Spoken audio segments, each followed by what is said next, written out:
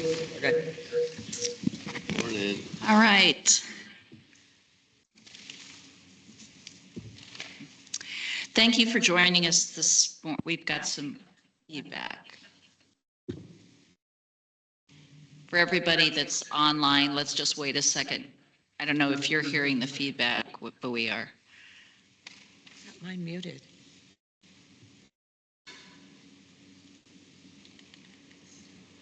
Are we good? Testing 1, 2, 3. It worked yesterday. Okay, now. Oh. Are we good now?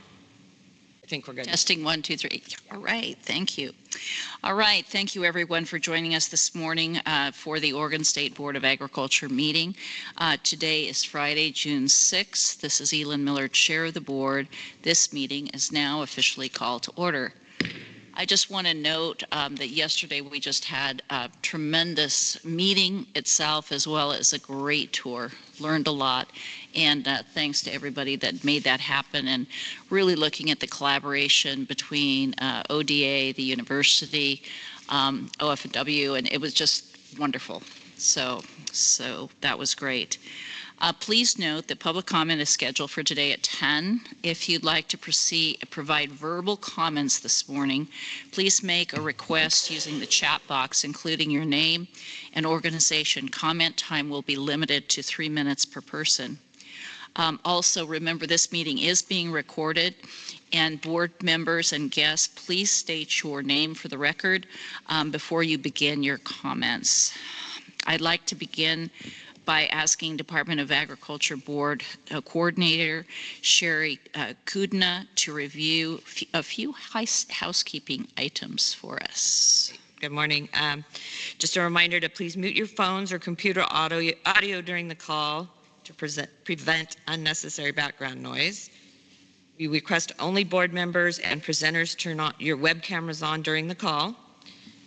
If you are joining by conference call only, pre-meeting materials are posted on the ODA website at https://oda.direct/board-agriculture, or will be posted after the meeting, and this meeting is being recorded. Thank you, Sherry. Sherry, will you please call the roll for introductions? I'll begin. Elin Miller, Farmer Umpqua. Chad Allen. Chad Allen, Dairyman in Tillamook. Barbara Boyer. Barbara Boyer, Chair of the Soil and Water Conservation Commission. Mike Dill. Mike Dill, producer, public interest, sorry. Ty Clyer is excused. Miguel Lopez. Miguel Lopez, grape grower, Willamette Valley. Kirk Mogg. Kirk Mogg, Public Director. Ellie Norris is excused. Eric Oram. Good morning, Eric Orem, farmer from Hebner. Josh Zielinski. He's planning to join online. I don't see that he's joined yet. Dean Stacy Simonich. Stacy Simonich, Dean of the College of Agricultural Sciences at OSU and Director of the Oregon Agricultural Experiment Station. And then Director Sharplo Hansen. Good morning, Lisa Sharplo Hansen. I serve as the Director of the Department of Agriculture. And then finally, please use the chat box as the sign-in sheet to provide your name and organization so we have a record who is joining in the meeting online. I will monitor the chat box for technical issues only. In general, please refrain from using the chat box to chat with members or others on the call. And do we have anyone joining us by call? So do you want to take a minute to unmute and introduce yourselves? Oh, okay, and then again, reminder, we're recording this and materials are available on our website. Great, thanks, Sherry. Our first agenda item is a report from Dean Simonich on OSU College of Ag Sciences. And Dean, we had a wonderful time yesterday at the Extension office, I guess our first Extension office in Oregon, which was really cool to see. So Dean, I'll turn it over to you. Great. So glad to be here. I'm sorry I'm in Corvallis, but it's the time of the year that's incredibly hectic. So we're all just hanging on tight. A lot of Corvallis-based events right now. Some of our graduates this year were in high school during COVID, et cetera, and may or may not have had a graduation. So we've heard loud and clear from our students and their families that they need multiple graduations, maybe even. So some of our students may have a department graduation, a college graduation, and a university graduation. So we're happy to oblige. Each one's a little bit different. We have fun. So anyway, we're in the process of completing that, the OSU graduation and the EOU graduation, not this weekend, but the next weekend. We also have many field days coming up. Hislop Field Day was, I don't know, maybe a week or two ago. Of course, I was there. There were about 250 people there. So that was fabulous. Coming up Monday, we have Wheat Field Day in Hermiston. Tuesday, we have Wheat Field Day in Pendleton. So I'll be up there for that during those times, and many other field days coming up throughout the summer. Always a lot of fun. People learn a lot. Encourage you to look at our website for all of those various different field days. On the state funding side, we believe, and I think maybe the vote is today, that the Oregon statewide public services, which would be agricultural research, extension, and the Forest Research Lab, will receive a 7% increase. And we're grateful for that, no doubt. And it is less than what we calculate our CSL need to be, which is 9.8% with PERS and everything else. So that delta is about 2.8%. But again, I say that we're very grateful for that 7%. It'll mean that we can refill positions when someone retires or leaves, hopefully. It won't mean any new programs or new positions that haven't existed before. So I have to make that clear. In the information I previously shared, we had many of those lined out if we were to get above our 9.8%. Unless things show up in the Christmas tree bill. So we'll see. But again, very grateful. I know this is a time of significant uncertainty for all of Oregon, for farmers, etc. I'm grateful for that. On the university side, our college and many other colleges at OSU are receiving cuts in the other form of our funding, which is education and general funding. Both College of Forestry and College of Ag Sciences E&G funding was cut 6.5% over 2 years. So we're having to make hard choices in terms of mostly around our teaching programs, the number of sections we have, the number of students in each section. So we are seeing some layoffs and other things happening primarily at the OSU Corvallis campus because of that. And, it's not new to OSU. There's cuts other places too. And I believe you visited our Union station yesterday, the Agricultural Experiment Station at Union. Hopefully, I can't see who's in the room, but hopefully David Bonart, who's the director of our Eastern Oregon Agricultural EOARC program, and Burns and Union was there. David Bonart and Brian Endress, who's the assistant director at that Union station. A beautiful, beautiful station. I love it. It's the first experiment station we had in Oregon. Just so beautiful and so important. In recent years, we're really emphasizing using that station for student experiential learning, especially in rangeland sciences. And so I hope you saw that. When I say students, I mean Corvallis OSU students. I mean OSU EOU students. I mean EOU students. I mean our eCampus students. Hopefully you're hearing about students coming from all over the country and maybe other parts of the world to Union, Oregon to experience what it's like to be a cattle rancher there. So we really have been working the past few years to close connection between that Union station, the rest of our programs, and to our OSU, EOU, ANRP Eastern Oregon Ag and Natural Resource Program, how you can get an OSU CAS degree at EOU with our director, Penny Diebel. And, I have to be honest that program at EOU, we lose about $200,000 a year in that program because of relatively low enrollment. And that our enrollment in that program highly tracks to EOU enrollment. So it's a decision and a choice we make every year to be there and try to minimize that loss, but to be there as long as we can is really our goal, while balancing that year-on-year loss. So anyway, I'm going to hand it over to Penny Diebel. I understand she's in the room to talk more about those programs. I also want to call out our partnership with the EOU Ag Entrepreneurship Program, looking for those intentionally connections all the time. Penny is always working on that. So I'll hand it to Penny.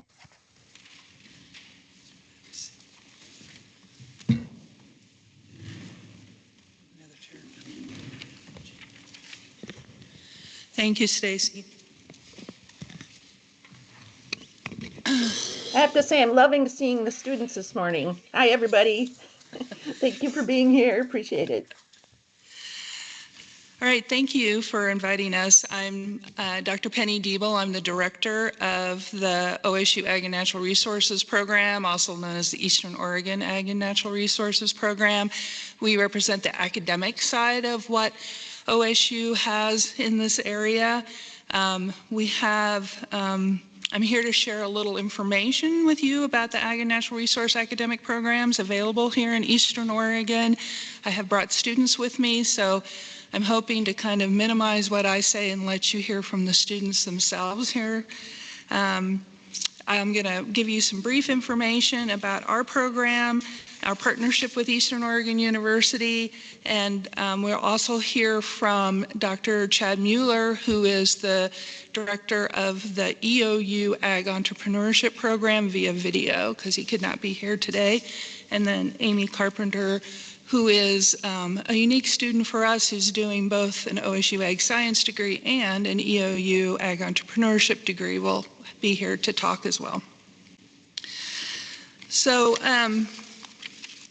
sorry, my notes in order here. So let me start with just some general information.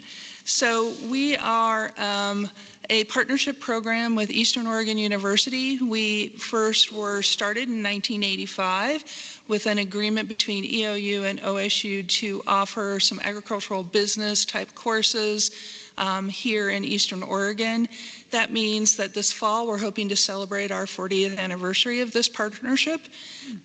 Many things have changed in those 40 years, both at OSU, at EOU, and within our program, but we're still here, and I think that the one thing that hasn't changed is a commitment to providing a good academic experience for our students.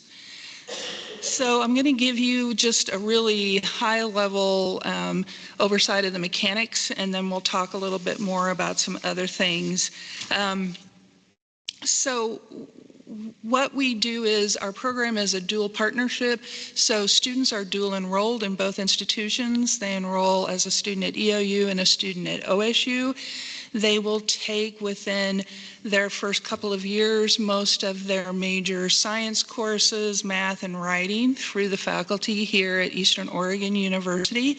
And then as they develop through their program, they will be taking their core courses within their chosen curriculum from either the OSU faculty that we have here in LaGrande or online from OSU, while they're still taking some other classes from Eastern as well. They do pay tuition to both institutions. It gets a little complicated, but we try to do all the complicated stuff behind the scenes so that the students don't have to worry about that. We currently offer 2 majors, 2 degrees here for OSU. We offer the Agricultural Sciences degree and we offer the Rangeland Sciences degree. We offer several minors, including a minor in each of those areas, and an animal science minor, a crop minor, a crop science minor, and a fisheries and wildlife minor.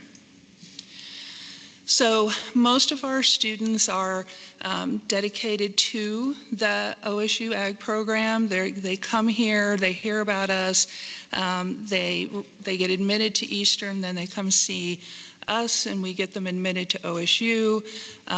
But I will also say that one of the great benefits of this program is through the partnership, we can offer EOU students who are pursuing EOU majors access to our classes and access to our minors and or degrees if they choose to double degree. I like to consider our program a program of opportunities. The first opportunity is academic studies. So students are able to match their academic interest by pursuing one of the 2 OSU degree areas and perhaps one of our minors. But beyond that, as I mentioned, students can also pursue any EOU degree and or minor.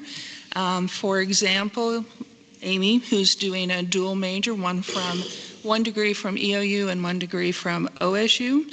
And beyond that, beyond those students who are actually enrolled in a major, our courses can be taken by any EOU student once they're dual enrolled.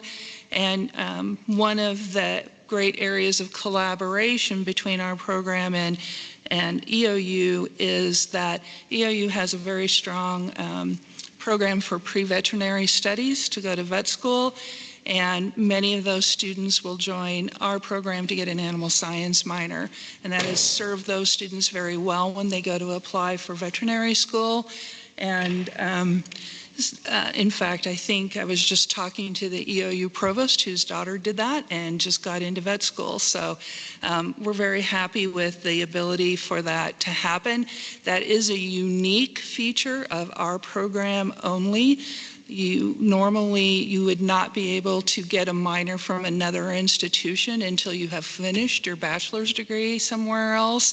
But we have an agreement with OSU to allow them to pursue a minor from OSU while they're still pursuing their degree at Eastern Oregon University. So the second opportunity within our program that we like to talk about is experiential learning. We encourage students to engage in one or more of the many different areas of experiential learning available, including study abroad, field courses, internships, and workshops. Students are eligible for any of the OSU Global Opportunities programs, any of the College of Agricultural Sciences programs, just as if they were a Corvallis student. 2 of the more popular ones that some students have taken advantage of from our program here in LaGrande is the College of Ag Science Study Abroad program in New Zealand, where they go and attend school in New Zealand. It's an exchange type of program. And then also the Ridge to Reef Sustainable Resource Management program, which travels to Palau, does field work, and is co-led by our own Dr. Brian Endres from the experiment station. Again, all of our faculty are encouraged to engage students through field trips and in classes in our kind of rickety vans that I hear you guys experienced yesterday. But 2 specific courses in rangeland sciences have been designed with a full week of field work in either Central or Eastern Oregon, followed by then a term of classes where they use the data that they've collected from that field work. Dr. Brian Endres and Dr. Claudia Ingham have designed those courses to be inclusive of Corvallis students, LaGrande students, Cascade students, and eCampus students. So it's a unique opportunity where even the eCampus students in the range degree can come and have a week of field work as well. We also have that unique opportunity to provide both OSU and EOU students in LaGrande with hands-on learning with local farms, businesses, OSU Extension, and of course the Eastern Oregon Research Center at Union. The EOARC Union is a very strong partner of our academic program. All the faculty at EOARC Union teach courses in LaGrande for our program, and through their work at the center, they provide research internships and school year employment for many of our students. Students have participated directly with EOARC Union faculty research projects, but also with some of the station's partners that they're involved with in research projects, including Oregon Fish and Wildlife, the Nature Conservancy, and the Confederated Tribes of the Umatilla Indian Reservation. Emma Ricker will later talk a little bit, as she has been both an employee of the EORC union, but also did a research internship with them. Another good partner for us is the OSU Extension Service here in LaGrande. Several students have completed internships with Darren Walenta, the Union County agronomist, including collecting field samples, analysis of pests and diseases. And in the bottom line, many of these students who are working in these research projects have actually been rewarded by appearing as co-authors on research publications, which is a great deal for undergraduate students.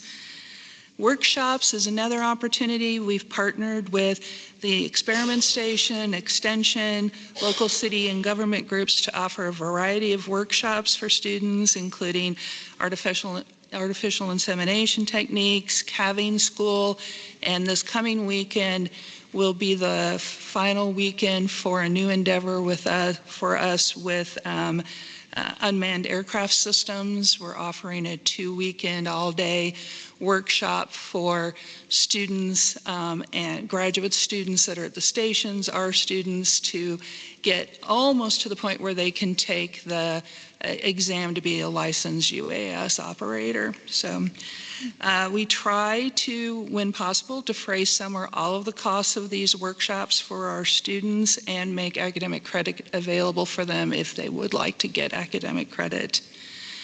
We also have students who are very active in activities across Eastern Oregon University. They're just like any other EOU student. We have our ambassador team, some of whom are here today.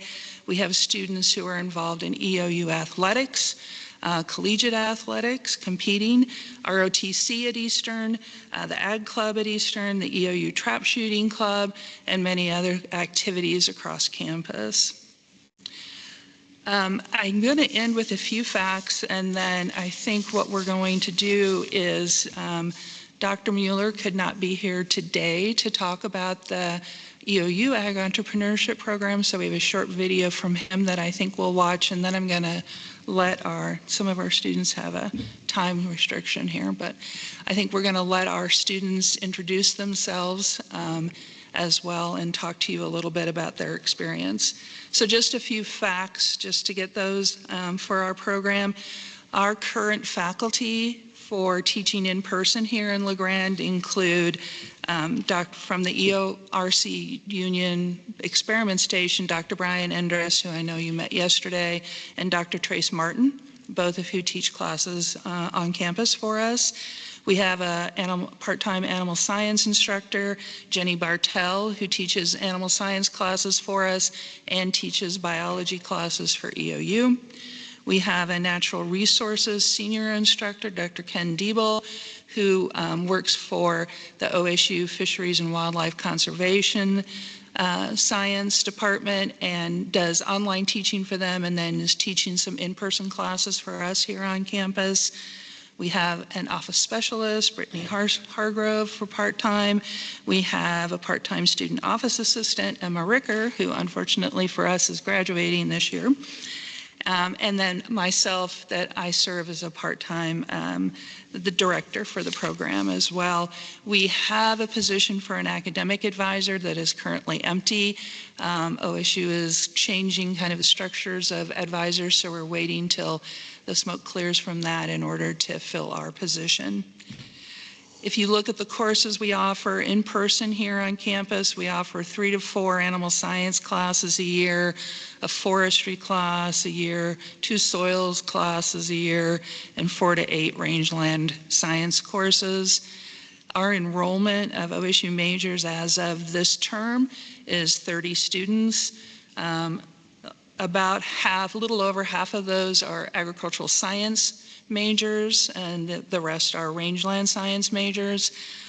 The enrollment of EOU majors who are taking a minor for us, like those pre-vet students I spoke to, is 15. So we have 15 EOU students taking our minors. This year we're going to graduate 12 students, 8 Ag Sci and 4 Range. And so far, our enrollment for new students for the fall is up. We're at 29 new students coming in for the fall, which is a nice number for us. About 3/4 of those are ag science majors. 9 of those are range majors. I would say that what typically happens is that a lot of the students will come in as an agricultural sciences major, discover what the rangeland science major is, and change their major to rangeland science when they find that it's more natural resource oriented.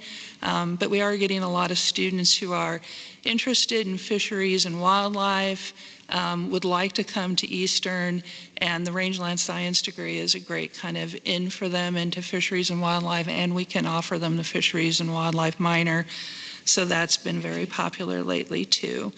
So I think if we can show Dr. Mueller's video about the Ag Entrepreneurship Program, which is fairly new at Eastern Oregon University. You want to go ahead and show that video?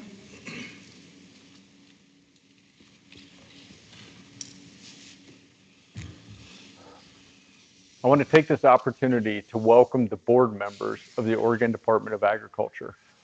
My name is Dr. Chad Mueller, and I am the program chair for the Eastern Oregon University Agriculture Entrepreneurship Program. We're really excited about this degree program, and I want to take a few minutes to talk about where it came from and where it's going.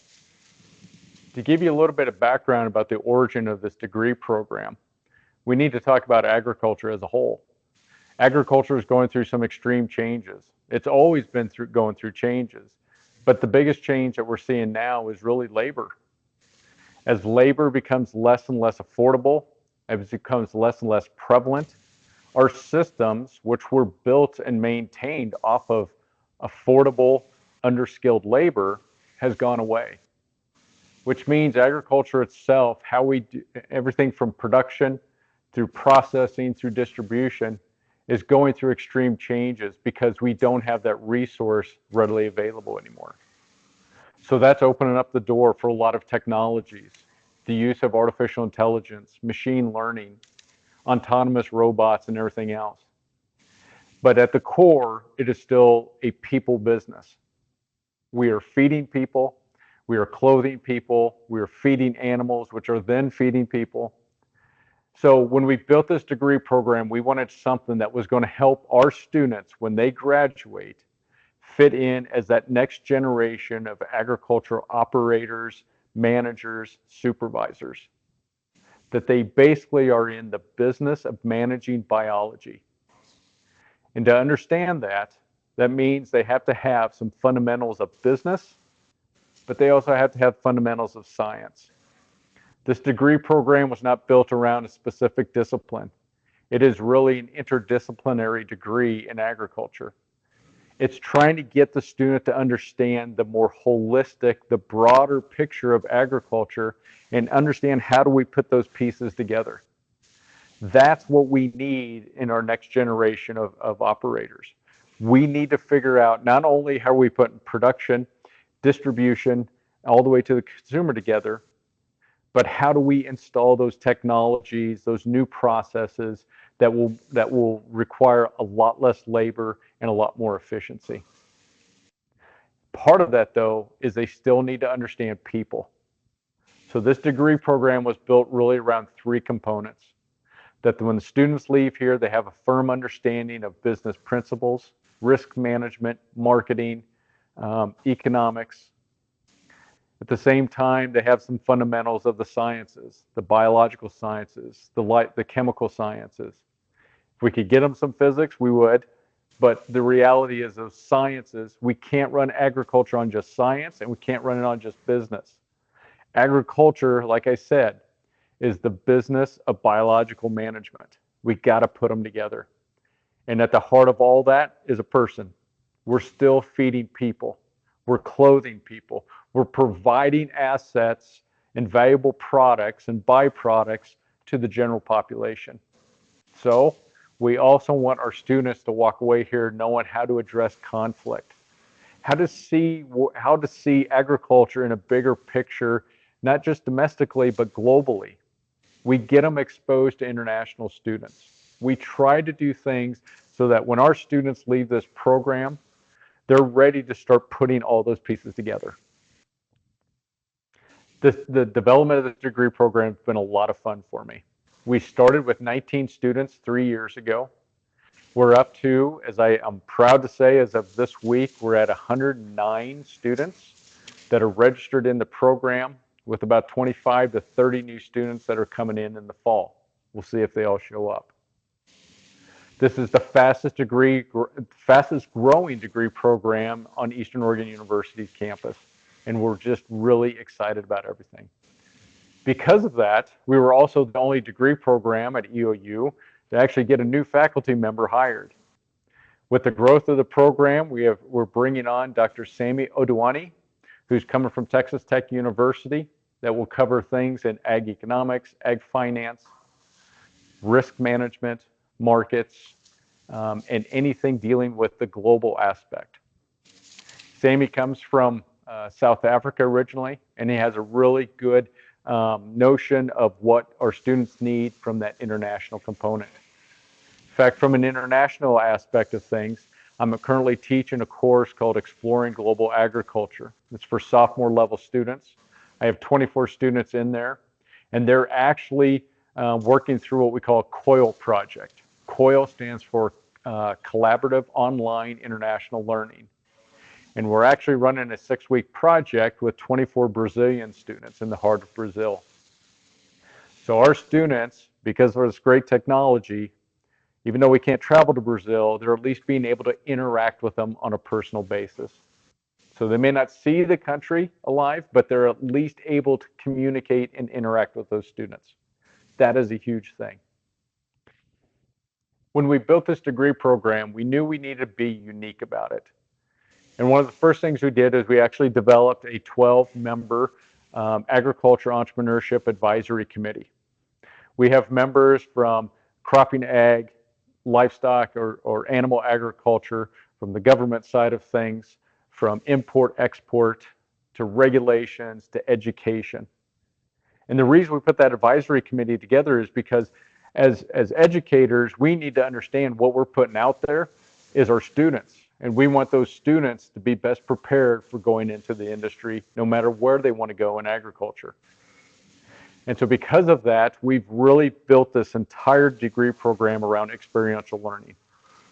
Now, a lot of people talk about experiential learning. You know, let's get them some experiences, let's get them a job, an internship, and those are great, and those are actually part of our program. But for us, experiential learning is more than that. Our freshmen and sophomore students, they actually have the opportunity of twice a year going on what we call an ag and food industry tour. The 3 main tours we do is we go to the Willamette Valley of Oregon, we go to the Yakima Valley of Washington, and the Treasure Valley of Idaho, to start to understand the wide variety of agriculture that we have, both cropping and livestock. I want a kid that's coming from Burns that's interested in beef cattle to understand a little bit about hops, about sugar beets, maybe about some greenhouse operations, nursery products. I also want all those other students to understand what's important about beef, about dairy. Those first couple years gives the students an opportunity to really start looking at the bigger picture of agriculture. So with that then, we also have what we call 399, AE 399, which is for juniors and seniors. And that is for us to take a deeper dive in some of those issues that really impact agriculture. And some of the first ones we've done is what we call Ag Policy Tour, where we actually spend 2 to 3 days over in the Oregon legislature during the regular session for the students to start to understand what goes into making regulatory policy in regards to agriculture. I tell my students, you can sit there and throw rocks at the legislators, and it doesn't matter if we're talking about Salem, Olympia, or Boise. But the reality is, if you really want to affect change, you have to be involved. And that also means you have to understand the process. So we get those students to the Capitol, and they interact with the policymakers, and they interact with the lobbyists, and those organizations that are deeply tied to agriculture. We also done a tour to the 3 main ports in Oregon. We went to Port of Morrow, Port of Portland, Port of Vancouver. We wanted the students to start to understand that Yes, we ship a lot of our product down the highways, down rail, but where'd a lot of it go? And why should we even really care about inland waterways? What's so important about the ports?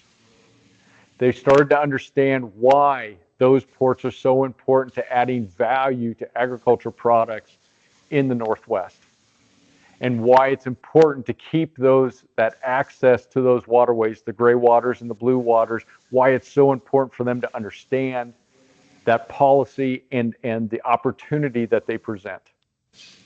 So we want our students when they leave here to have a full, like I said, holistic view of agriculture. And those type of things are extremely important to us. And I think it's one of the big reasons why this program is growing as fast as it can. We're excited about it. I apologize again for not being able to be there. In fact, today I'm actually taking 17 students over to the Boardman area where they're actually going to learn a little bit about sustainable agriculture and some of the largest agricultural operations in Oregon. I want our students to be valuable members of not only their agriculture community, but the community at large.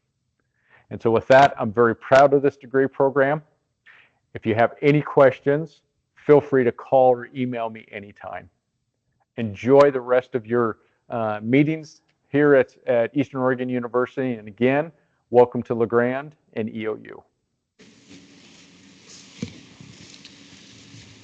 Okay, I think I'm going to let each of our students introduce themselves, and they're prepared to talk a little bit about why they selected the program here, why they selected Eastern Oregon University, and then we should have some time if you have questions for them or for me. I know we should have one student online.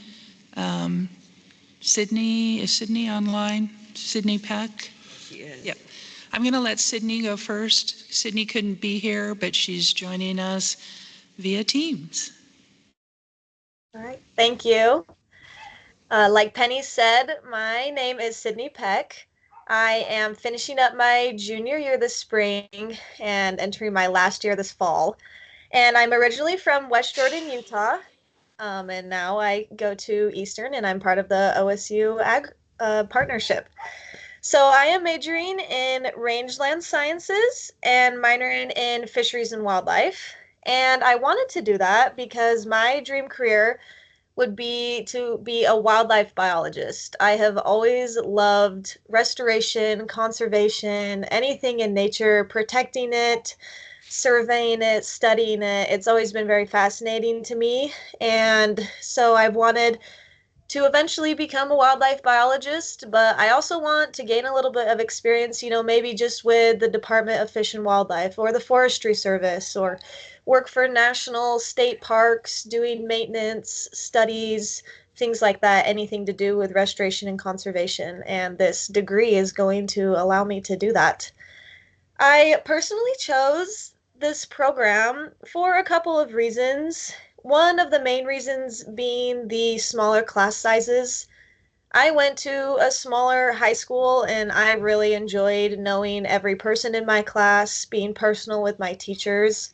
And I didn't really want to kind of be the opposite, where I go to a school and now I have like 30 or more kids in my class. And so this program really provided me with the opportunity to have those smaller class sizes, be personal with my teachers, and really feel welcome and valued in the classroom. I also am part of the EOU women's track and field team and the women's soccer team. And so I first was kind of getting recruited for soccer. And before I was making any decisions about what school I wanted to attend to play, I always wanted to make sure that they had something school-wise that I would be able to pursue and that I wanted to pursue.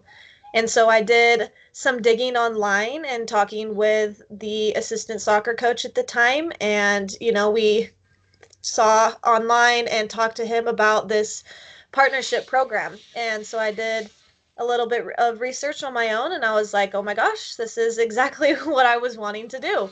And so I would come up on a couple visits, got tours of the school. I really liked training with both the track team and the soccer team. And I was like, man, this is kind of my college dream come true. I get to come to a place and do two sports, which I didn't think I was going to be able to do. And I really enjoy the athletic side. And then I also get to pursue a degree that I am very interested in. So it made sense for me to choose this program. And it's very flexible.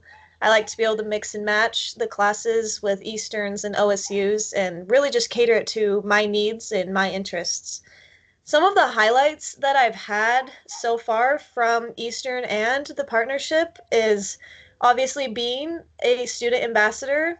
I was on student council in middle school, in high school. I absolutely loved being involved, kind of being people's voices and getting student involvement. And so I decided to apply to be an ambassador, and I've absolutely loved it. I love spreading the need for kids to be interested in agriculture, kids to be interested in natural resources. I mean, it runs everything in the world. Like, we need it so badly. And to be able to interact with some of those students that share that same passion is just so amazing. And so going to state convention this year was a highlight. I thought that was super fun, seeing all the different booths, all the different people from all different areas of Oregon that I didn't even know existed because I hadn't really been to the state much before I moved here. And that was really cool. And also, the athletics side has been a highlight here. I was last year for the women's and men's track and field team. We won our conference, and that was the first time in program history that the women's team had done that. And that was something so special. I still think about it all the time. It was really exciting. And that was super awesome. I have loved playing soccer here. I just got elected to be captain of this upcoming fall season for the soccer team. So very happy about that. I would say the last big highlight that I can think of is I have an internship this summer. And it was kind of a special case because with soccer, I have to report back by August 1st. So I get done with school the middle of June, and I already have to be back the end of July. So I am not able to take a very full summer internship because my soccer season starts so early. And I was very worried that I was not going to be able to get any kind of job experience until after I graduated and I didn't have to be back in August. And thankfully, Dr. Brian Endress was working really good with me, and he was like, I'm gonna find you something that like can work with you. And he actually found me an internship that he was like, we're gonna work around your schedule, and you just kind of come when you can, and then you can do stuff in the lab during season when you're not able to go out in the field. And it was the best thing ever. I am so grateful. And I go in like a week and a half on my first outing. I get to go out in the field 3 times this summer. Sorry if you hear the train. They're right by the train tracks. But that was something that I didn't think was going to be able to happen. And so I really think that this program is so special for that reason. The fact that I have someone like Dr. Brian Endress to look out for me. He knows my situation is unique. He still wants me to have my good career goals, all the internship stuff that, I need and want on my resume. And I just don't know if I would get that at a large school just because of the number of student bodies. And so I'm very blessed to have him in my corner as well as all the other faculty, always looking out for things like that. And I always like to tell students, lastly, what I will say about this program is, like I was saying, you get really personal. You get to be friends with your teacher. They look out for you. And if you don't really want that big school experience, like how I was, but you still don't want to be hindered by like a small school if you think you can't do what you need to do, this is a program that proves everyone wrong, right? Like, you can come here, you have the resources from Eastern, you have the resources from OSU. You can use those to your advantage. You're dual enrolled, double the scholarship opportunities, double the resources. Like, you can be here, be personal with people, go straight into the field after you're done, and you can still have that sense of community and belonging through this program. So very blessed to be a part of it, and Sorry I couldn't be there in person today, but yeah, that was my little take on it. So Thank you, Sydney. yes. My name is Gracie Dudek. I grew up in San Martin, California, and moved to Oregon in the summer of 2020. So I've been here about 5 years. I'm an agriculture science major, and I'm graduating next weekend with a minor in animal science. And I just got accepted to graduate school at OSU to become an agriculture educator. So I will be coming back to Eastern Oregon to student teach in Embler in September, and then from January to March. So I'm really excited for that. I'm super grateful to Penny and everybody who's helped me with that.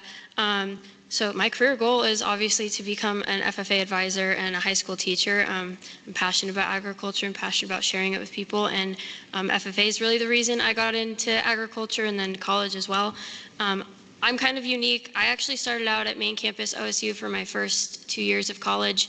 I was considered an out-of-state student, even though I'd lived here before I started college. So it was really expensive for me. So I found this program and my credits transferred beautifully. So I'm considered an in-state student here and not at main campus. So it was easier for me to continue going to college and paying tuition through Eastern, because we do the program where our tuition is paid as an in-state resident. I also really enjoy the smaller class sizes and getting to be outside for a lot of my classes. The teachers here take us on a lot of field trips and use our community to our advantage. A highlight of my college experience has actually been being an ambassador and being part of Ag Club here at Eastern. I also was a member of the Leadership Academy cohort of 2023 at main campus OSU, and I really appreciate that from Dr. Haley Trainey, who is my mentor.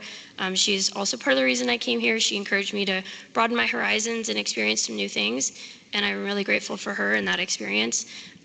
Another thing that I have enjoyed through Eastern is getting to be a part of an actual farm. I currently work for Grand Ron Seed Farm, and I've learned how to operate tractors. I'm doing soil sampling, a lot of different fun things. I've never driven a tractor before, and my boss the other day was like, "You're gonna go disc a field." I was like, "Oh wow, okay." But it's really exciting to be a part of that and be able to teach my future students different opportunities they can have in agriculture. Like Amy wants to go into managing a beef ranch. Other people I know are wanting to do potato farming. Some people just want to do research, and it's such a broad field, and Eastern has really broadened my personal horizons about that. So I'm grateful for the school and the program, and I've enjoyed my time here. I'm excited to be graduating, and I'm excited to be coming back for a couple months in the winter. So thank you for your time. Let me just jump in and explain one thing on the tuition.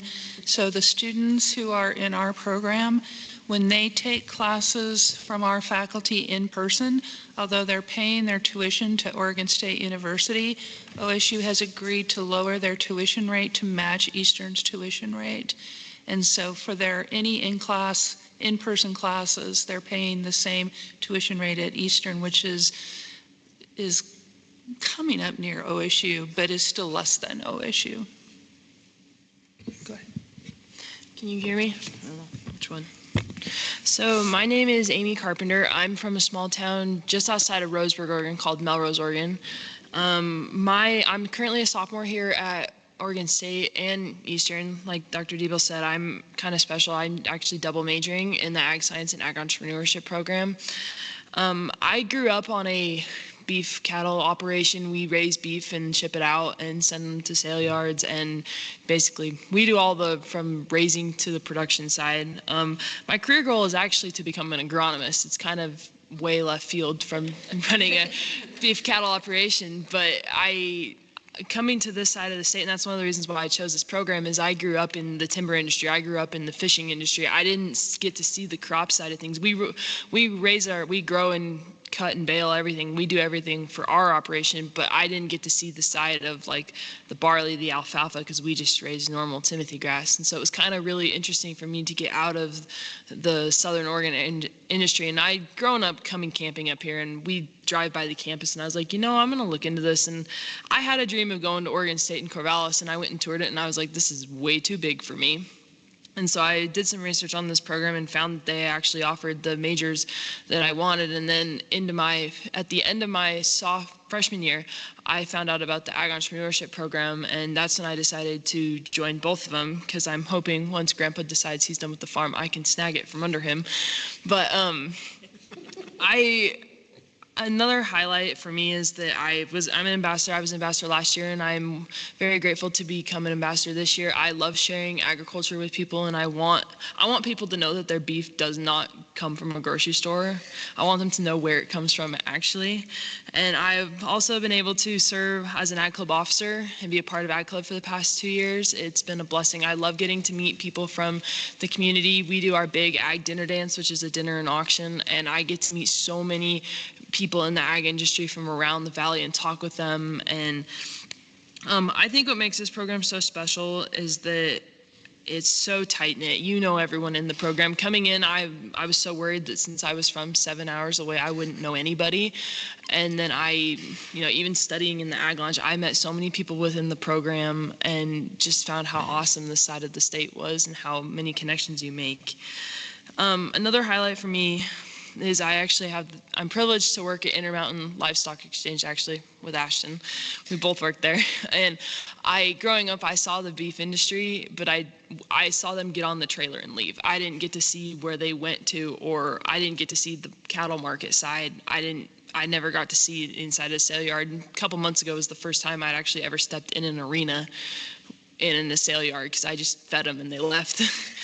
But on another note, I chose to do the AE program as both because in my head, if I wanted to run the farm, I needed to know the business side. And, if I can grow all the crops I want, but if I can't sell them and make money, your business is kind of pointless in my head. But I love learning both sides of the business. I want to be able to run a beef cattle operation and also be an agronomist. And I love agriculture. So that's my career path and where I want to go. So thank you.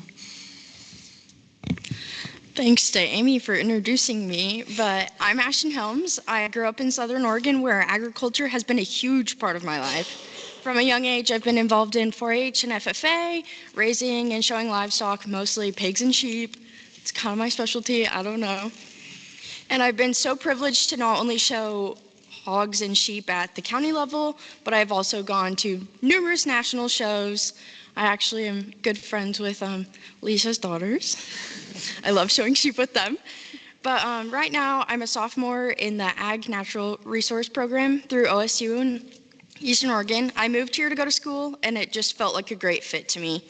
I was kind of looking around, shopping for schools, and Emma sold me one night at dinner. She said, "You can come here for a fraction of the price and not break the bank, because every dime and penny counts," right?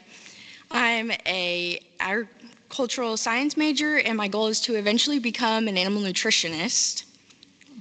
I'm especially passionate about creating show feeds and show supplements for pigs and helping youth be as successful as I was in the ring, because I want to see those kids enjoy it just as much as I did.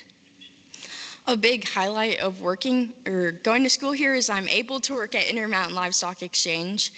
Every Thursday, I'm working the sale, and I gain so much experience when I get to talk with buyers, or I get to, see the livestock side, and it's just priceless. I love it there so much. It's the kind of learning that you don't get in a textbook, though. It's hands-on. And that's what I think is so special about this program, is it's a community. You know everyone pretty much, and you get to make those connections with the people around you. And there's just something different about the learning environment. You don't feel disconnected from the people around you, and you're not just sitting there, wondering, well, who's this person right next to me? Or I've never heard of this person. And it's supportive, it's flexible, and it genuinely prepares you for a career in ag, because you're learning from people who see ag the way you do. They are so in love with the agricultural community that you get to share it with them. And I always tell people that if you grew up in the industry and you want to live through it, this is the place to be. You got to make those connections. You got to go somewhere you feel comfortable. And I want to thank you for your time and letting me share a bit of my story.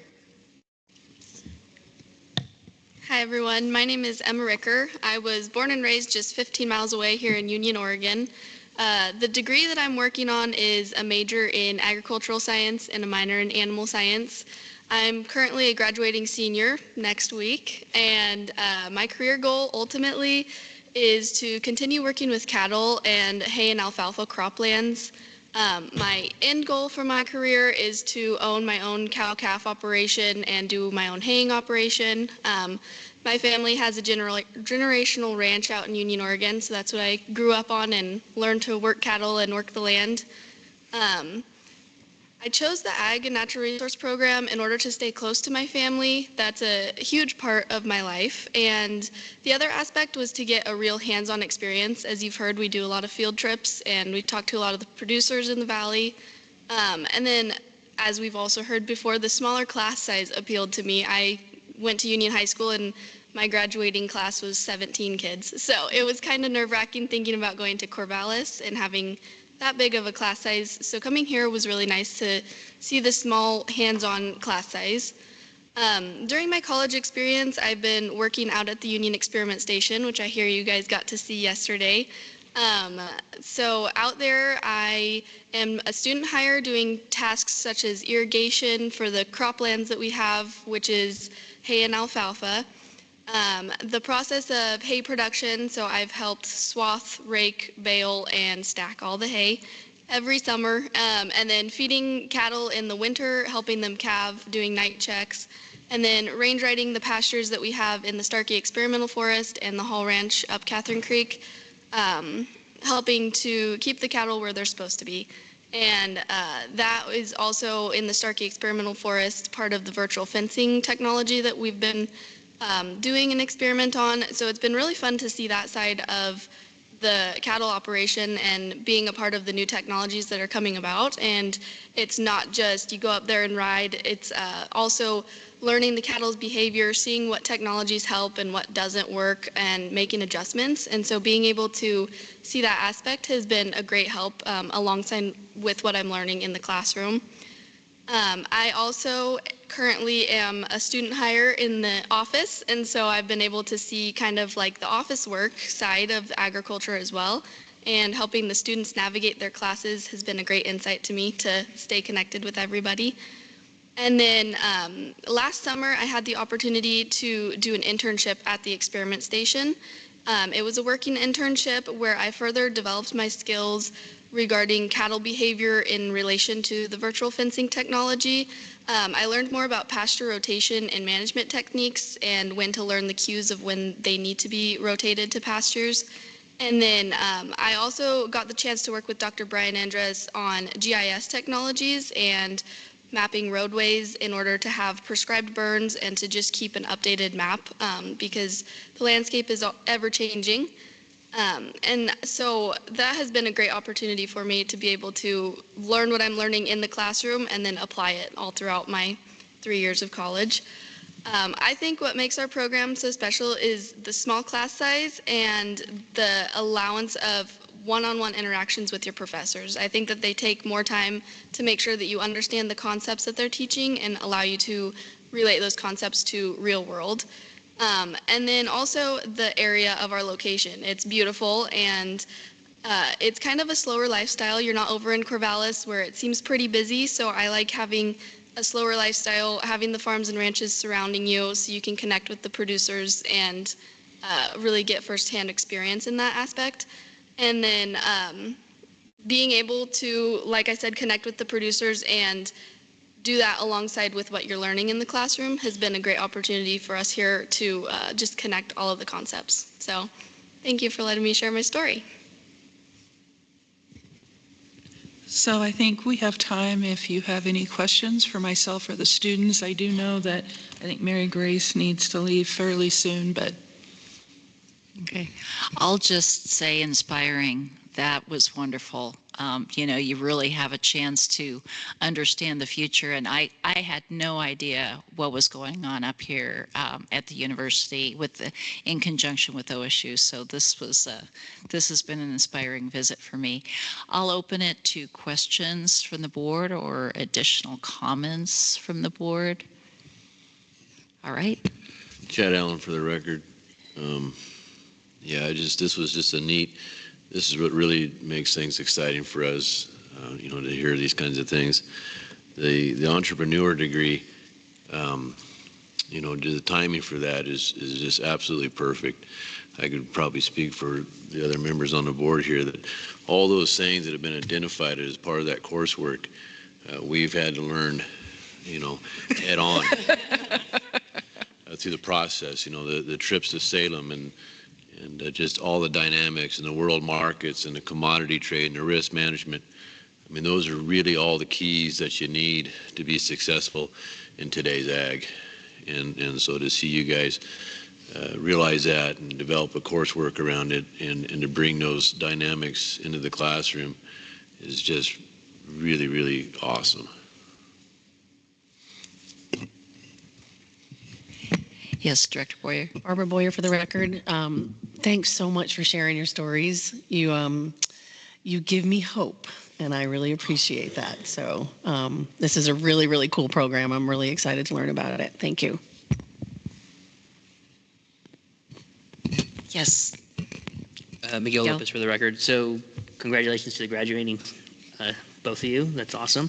But also my question is related to, are there any kind of mentorship programming that you do once you've graduated from the program, somebody locally within the community that they can continue to go to and use as a resource? That's a great question. And at this point, we don't have a formal mentorship program post-graduation. I think that that's a great idea. I would love to put some time and energy into that. I would say that just from my personal experience, I started with this program being a full-time faculty member in it in 1995. I'm going to age myself here. Left it to go to Corvallis. I've come back to be a director. I'm still also active in Corvallis on campus. But my experience with these students is that they feel that they know they can come back to us anytime. So we do get a lot of students who return and ask questions. We also try to utilize our alumni that are in the area for field trips and speakers and things along those lines. But a formal program would be a great asset, and we don't have that at this time, but something we would like to work for. All right, Mike Dill for the record. I have a couple comments, and I think the first one is that listening to your story is exactly what I wish I would have heard before I enrolled for college. When I did, I experienced kind of the hard way, and it cost me some money to learn that I couldn't learn in that situation. I mean, I walked into classes with several hundred people in auditoriums bigger than this to learn biology, chemistry, calculus, like all those foundational classes. And coming from, a high school, I grew up in Philomath, so we're pretty small too. But to try to adapt to that type of learning style was really difficult. And so I actually went to Lynn Benton Community College for a while to take some of those classes. And it was probably until my third year of college that I actually met my professor. Most of the time I didn't. I had a lab TA or something like that. So anyways, I just, I really appreciate hearing this. And again, I wish I would have known that in advance. And so one of my questions is, are you part of any recruiting for the colleges? Because I think that would be great for more kids to hear this. And then the last comment I wanted to make is that it's just so neat to hear all the things you're doing on these field trips and through the program. And essentially what you're doing in a couple years is what I've been spending like 15, 20 years of my career to get those opportunities and really kind of experience that. So I think it's wonderful. I really enjoyed hearing the story, and I really hope that you're out there telling your story to others and helping recruit, because this is an amazing opportunity. So I'll just say that we do have an ambassador team. So Mary Grace, Amy, Ashton, and Sydney Ashton is our newest ambassador member as Mary Grace is graduating. So we keep 3 to 4 students on an ambassador team who do go out and do recruiting. We do some in conjunction with the College of Ag Science in Corvallis. Sydney mentioned the state FFA convention. We, as 2 teams, come together there and run a booth so that we can talk about all sides of the program. Our program is listed as one of the options for students to take the Ag Science and the Rangeland Science degree in the College of Ag Science recruiting materials as well. So I would say probably the word doesn't get out as much on the west side of the state as it does here, simply because we can't travel that far most of the time. But I think that the college supports us in those recruiting materials as well. So. Yeah, and I think part of maybe recruiting wasn't the right word that I chose, but influencing, or I think of like, it's going to sound lame, but TikTok videos and just helping people that aren't even already looking at college, or, kind of have their mind made up, but just so they know that there's something other than these, large universities, these big classrooms where you're not getting out in the field and you're not, getting these experiences. Because that's not what I envisioned of college when I was looking. I thought classroom, lab, done, go out, get a job. Not stepping in the field, not doing all this. So, yeah, I just any time you can tell that story and just kind of influence folks, I think that's great. Well, I just want to thank Dr. Biebel. She has been one of my daughter's counselors, and this has been an amazing experience. EOU now has a really special place in my heart because of the community. And it is a place where it brings together all the things I talk about in agriculture. Agriculture is good for communities, agriculture is good for the environment, and agriculture is good for the economy. And I think the programs that EOU is building and growing out really are proving that and pulling all of that together. So thank you for all you do, Penny, and your work, and to the team. It's fun to have faces to the names that I've heard so many times with all of you, and some of you I've been able to spend some time with. So thank you for having us, and thank you for spending time with the board. Dean Simonich. Yes, just also want to give Penny and the students a shout out. They're really, those stories, of course, I got tears in my eyes. I couldn't help using my emojis to express my emotions. Just amazing students, the 2 programs together, the business side through EOU, the more in-depth science side, STEM side through OSU. How they choose or combine is up to them, but it can prepare our students from everything from, going back and running the family farm or ranch, all through their careers, to even going to graduate school, to, working for the federal government, the state government, etc. So I love this program, and I hope we can keep continuing it. It's an exciting sign that enrollment is growing on both sides. So thank you all so much. Well, on behalf of the board, thanks to all of you for the opportunity to really get inspired and learn about what's going on. And I want to say a special shout out to our fellow director, Dean Simonich. Budgets are always tight. And the fact that she's committing a couple $100,000 to make this happen should inspire us all to inspire further enrollment here and other things to be able to help offset those expenses. But thank you for that commitment, Dean Simonich, and you show up everywhere. So we really appreciate it. It's fine if you missed us today because you're going to be back out here next week. So yeah, having come from Roseburg, I can understand maybe not making that trek twice in 2 weeks. So anyway, thank you. All right. So yes, Director Boyer. Dean Simonich, I've been spending some time on campus this winter and spring. I got to see Olympian Jade Curry 3 times in the gymnastic team. And then I got to see the men's baseball play last Saturday, or 2 Saturdays ago. So, and they're playing tonight. I will be listening on the radio when I'm driving home. Very exciting. Go Beavs. Just wanted to say, go Beavs. Yeah, I'm a converted beaver. I'm actually Arizona Wildcat, but I am now a beaver. I can't help myself. So anyway, great. Well, thank you again. And we are going to be having public comment beginning at 10 a.m. So we do have a bit of a long break. So that's great. And maybe we'll have a chance to chat with you because I want to figure out where in Southern Oregon you're from. So anyway, I live in Umpqua, so Melrose is pretty close. So anyway, good deal. Thank you. Thank you.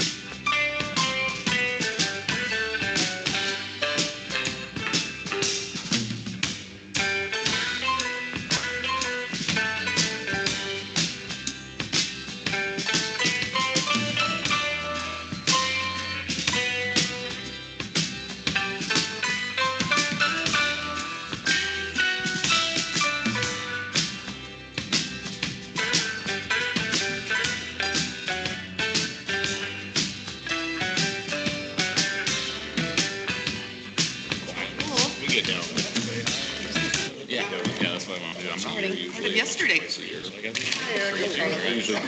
Right, right. Share a little bit. Yes, I do.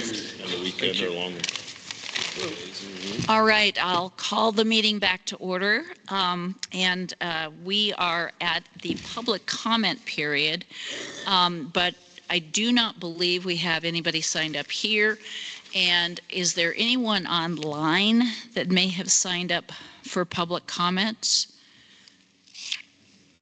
Okay, and if not, well, I do want to call our attention to, we've received 2 public comments and both of them on our resolutions, one in support of the resolution, one of our resolutions, which we'll talk about later as presented, and then a second one that has for 319, which is our climate change resolution, and has lots of different comments on it. So we're going to, when we get to the resolution discussion, we'll have to take a look at that and figure out what makes the most sense as far as moving forward. So I just wanted to note that for everyone.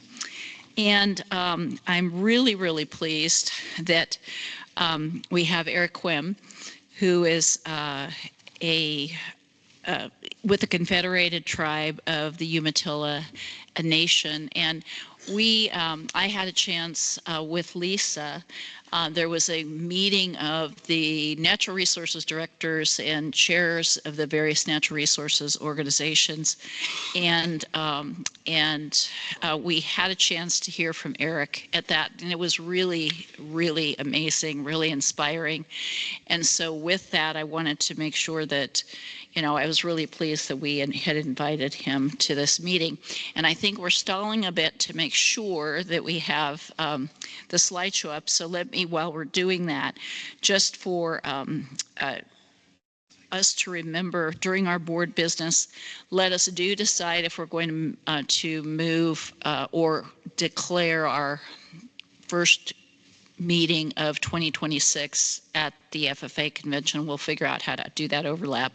So just prepared to talk about that.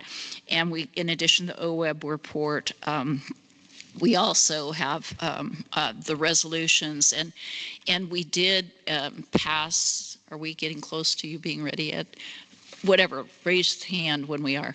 So so when we get close to, when we get to the resolution discussion, we passed 3 of the resolutions at our last meeting, and the remainder, really, other than the public comment on 319, and I think it was 215 was the one that that we got, Barbara, from your organization for support.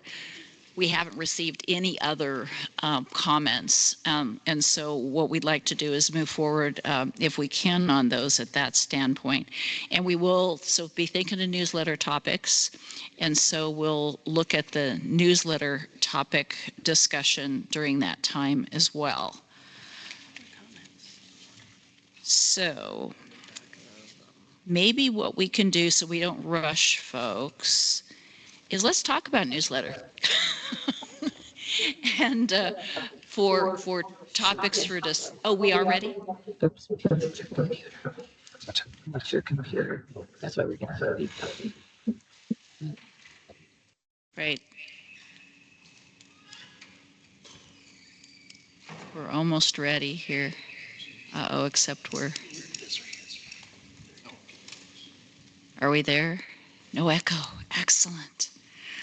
All right.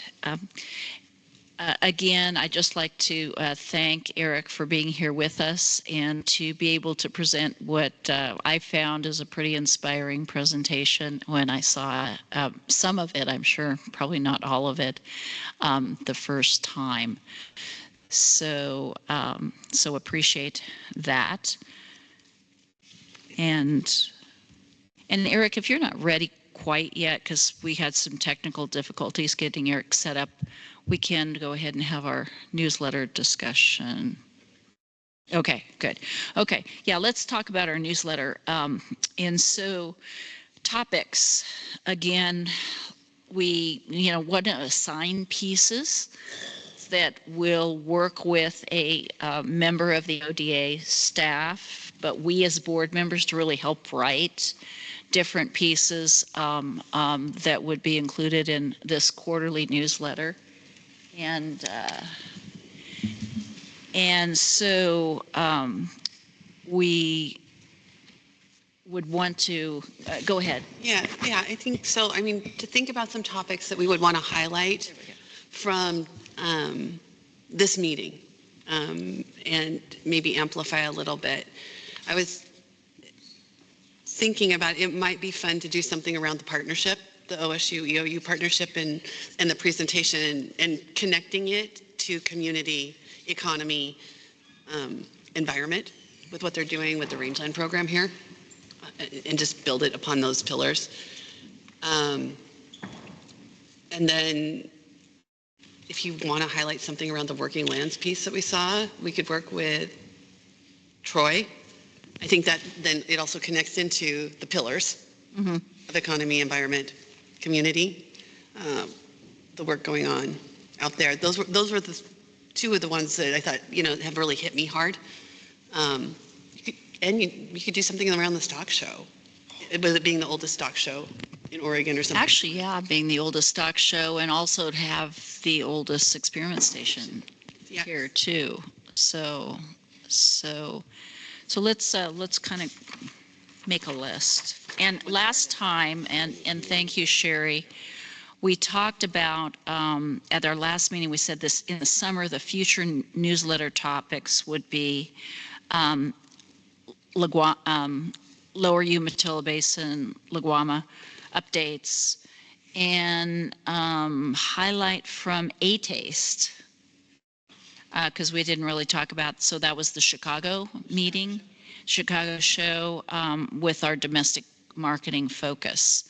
And I'd also say a little blurb on the pig shrimp, even though there was a press release on that, but that's also a domestic thing. We could kind of domestic focus. Share the link in the newsletter. Yeah, exactly. Yeah.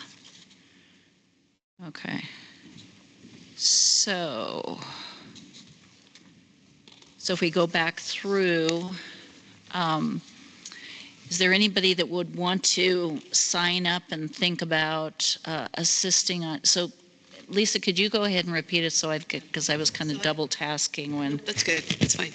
So highlight the EOU OSU partnership and the local support, building on the 3 pillars: environment, economy, and community. If somebody wants to work on that, I had doing something around the working lands tour and the range piece, because that's a really nice cooperative effort. We can do something around the Laguama update. We can just work on that for where we're at in terms of reporting out. Taste of the States. And call it domestic. Some domestic economic development. Yeah. I've been trying to say that instead of marketing, because I think economic development is more impactful. Yeah, okay. All right.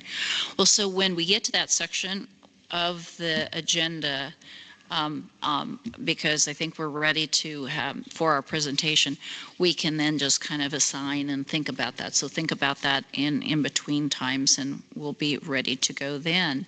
So Eric, again, I'd like to turn this over to you. And again, thank you for being with us at our meeting. Good morning, Chair Miller, members of the board. Pleasure to be here this morning, and I appreciate the time on your agenda. It's very generous. I have a lot to go through here. I have a number of slides, but they are sequenced, and I try to walk through them pretty quickly and make the best use of your time. As Chair Miller mentioned, I'm the Natural Resources Director for the Umatilla Tribes.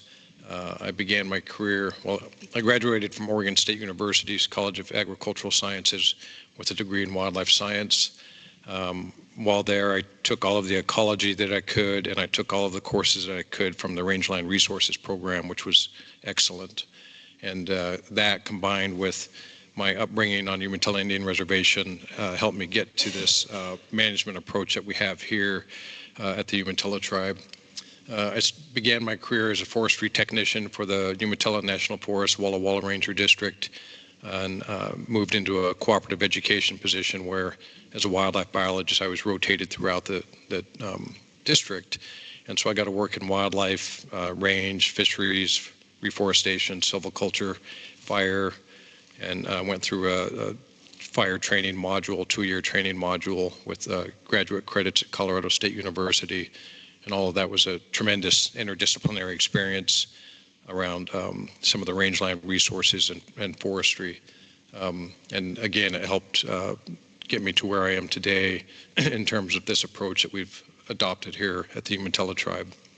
I spent almost 8 years as a member of the Oregon Watershed Enhancement Board, and next week will be my last meeting as a member of the Oregon Water Resources Commission.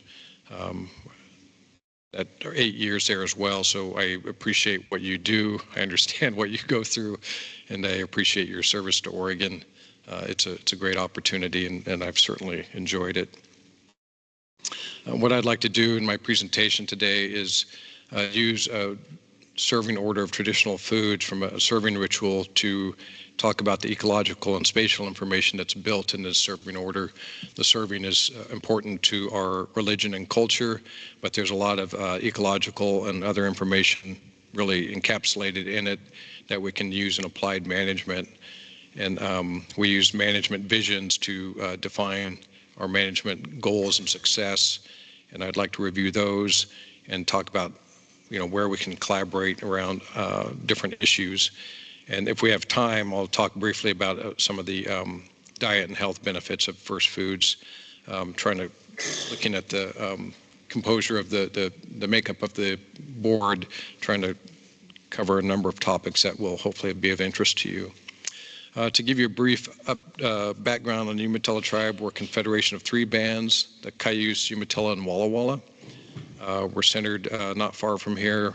As you drove over, for those of you that had to go over 84 west, you came through the reservation, and you can see up on that map, the small dark green polygon is the diminished reservation as it is now approximately. There's a reddish line around that is the original treaty boundary, Treaty of 1855 that was negotiated in the Walla Walla Valley. And then the larger area is 6.4 million acres of ceded lands that we retained rights to these first foods that I'm going to talk about, rights to fish, hunt, gather, and even graze. And so that map shows some of our regional areas of importance to the tribe, but we also have a much larger area, history of use throughout the current, throughout the Pacific Northwest that stretch from Alaska to California and all the way to Montana. And about 15 years ago, 13, 15 years ago, we even worked with the state of Montana to reestablish bison hunting for tribal members. That was a feature of the treaty negotiations that was mentioned many times, the negotiators wanting to retain the right to return there to hunt buffalo.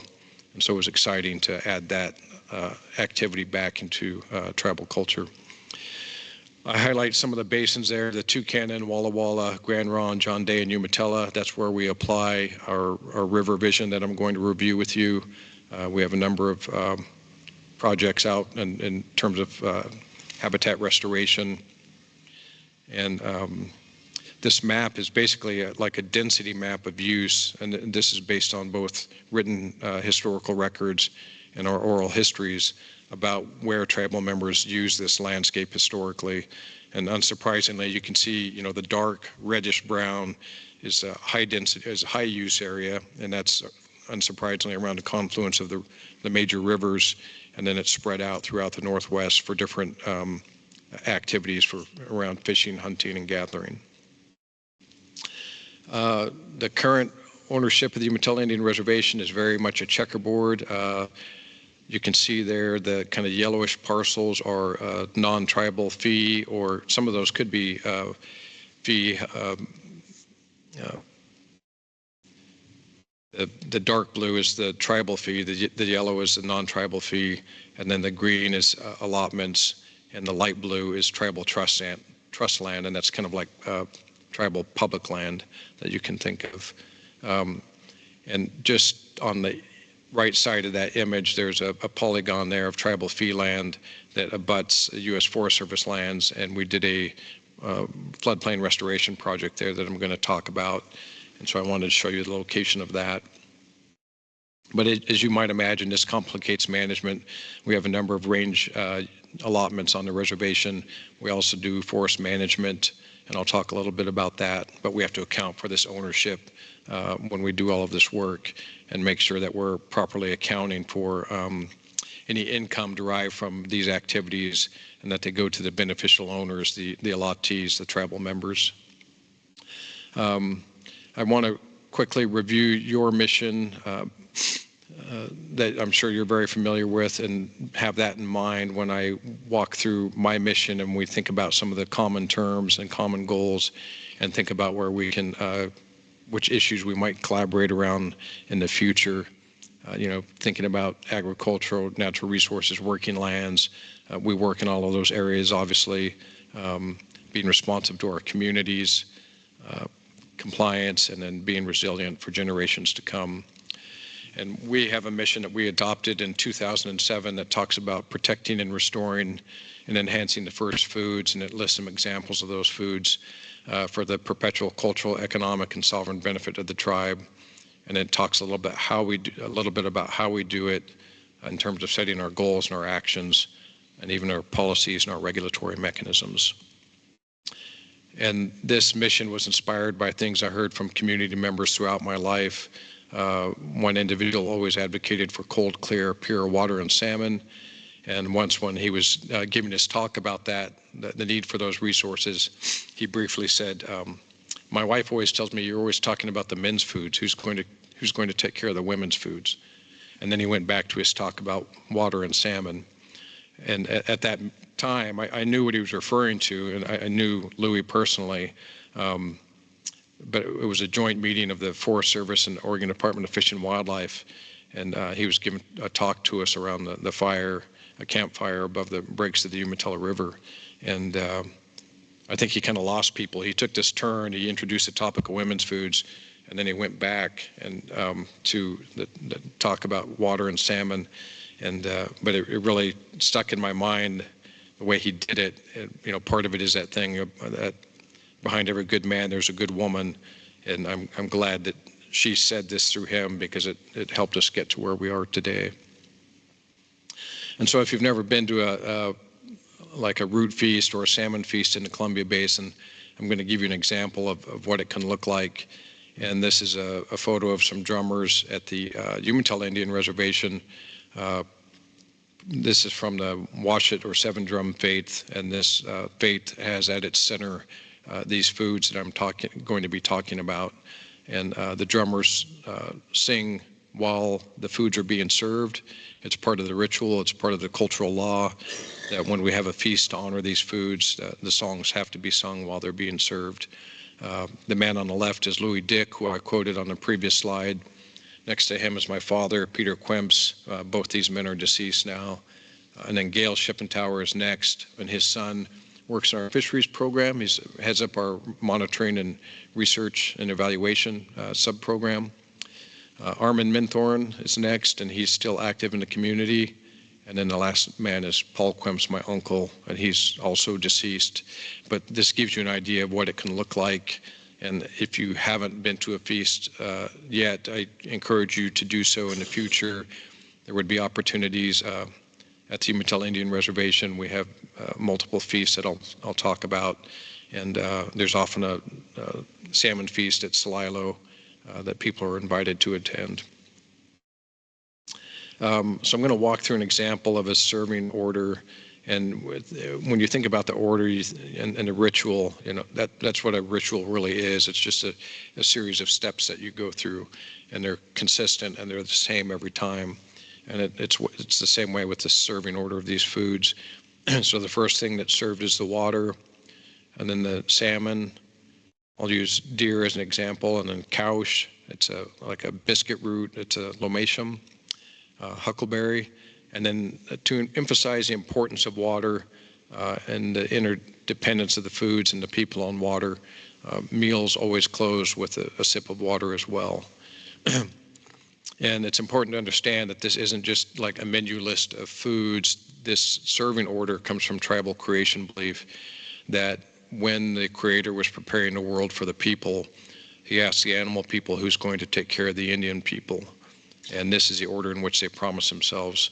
The salmon promising to feed the people, other fish lining up behind the salmon, the deer promising to feed the people and saying, they can use my body for tools and for clothing. If you think about antlers, bone, and hide, and the roots, berries, making similar promises to feed the people. And there's an emphasis on water because of the dependence, again, of all the foods on water. and of us on water, obviously, as well. And getting back to Butch's comments, there are gender roles around the serving order at feasts. So the water, fish, and big game are served by men. The roots and the berries are served by women. And for feasts, they're also harvested that way. During the rest of the year, people will cross over. Like there are women that fish and hunt. There are men that dig and pick berries. But when we have a feast and we're honoring the return of these foods, these roles are strictly adhered to. And that gets to Butch's comments, where I'd like to explain that.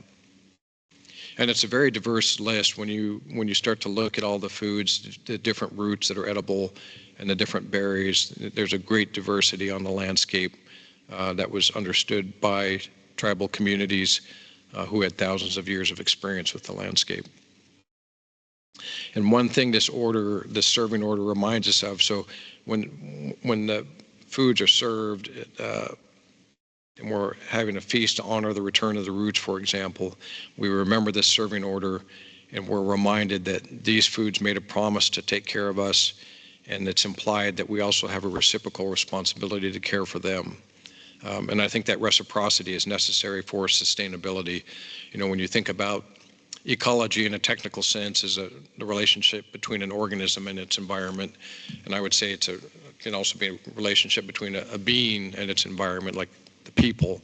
And we know that any healthy relationship, I think, requires reciprocity for that relationship to be sustainable. This is like an aerial view of our longhouse at Umatilla, and I'm going to walk through an example serving order with you. So there's 14 tables here. The blue dots represent cups of water that have already been served because water is served first. On the right, there's 2 tables up there. That's where the drummers sit, as you saw in that photo, where they're drumming and singing. And behind those 2 tables at our longhouse is where we prepare the food, and then we bring it out, and we'll begin serving. Everything is very systematic. There's 14 tables, so we'll have 7 servers. Each server will be carrying 2 plates of food. And if you can see on the first table there, we're going to come out to the end where that east arrow is. We'll line up there, and we'll turn once to recognize that food, like Chinook salmon.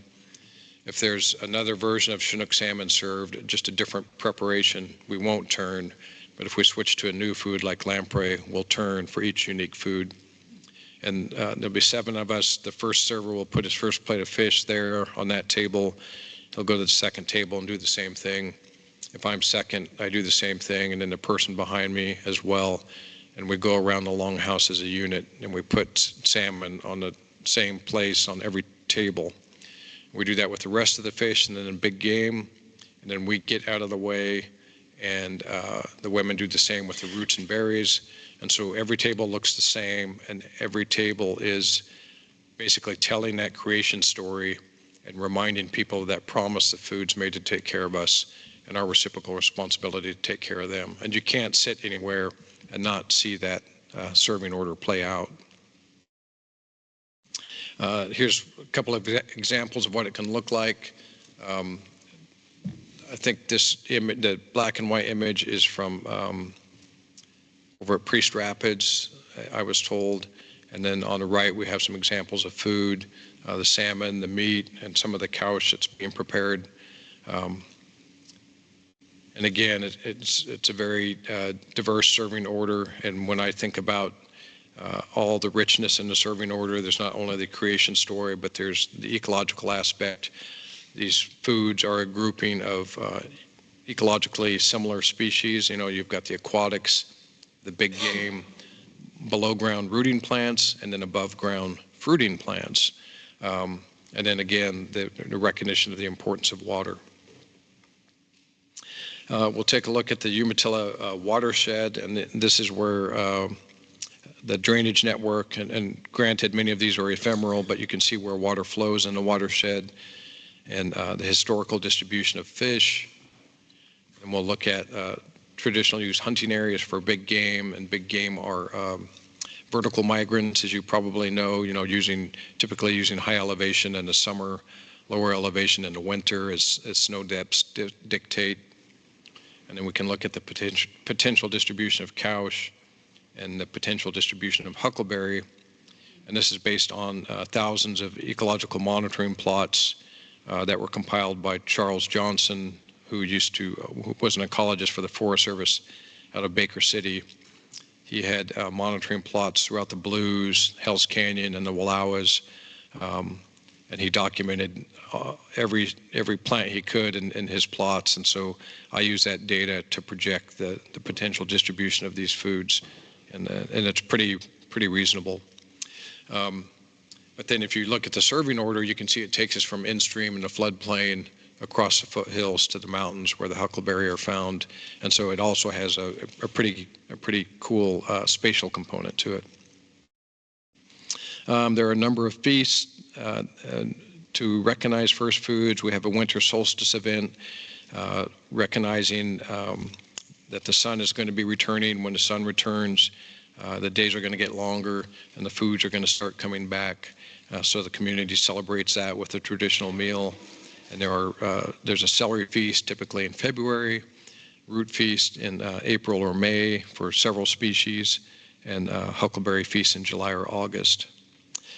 These foods are also recognized at regular Sunday services, at funerals where we have traditional meals, memorials that are typically a year after a funeral, and then at naming events for people when they take an Indian name from their family. And this image is a little bit about that solstice event and thinking about, when the sun starts coming back. And if you look at that image on the right, we're looking up the Umatilla Basin, and you think about the snow up there in the Blue Mountains where the huckleberry is, and you think about the water moving through that landscape, nourishing the berries, the roots, the grasses, and then eventually ending up in our streams and our groundwater, so that water moves through the entire serving order cycle.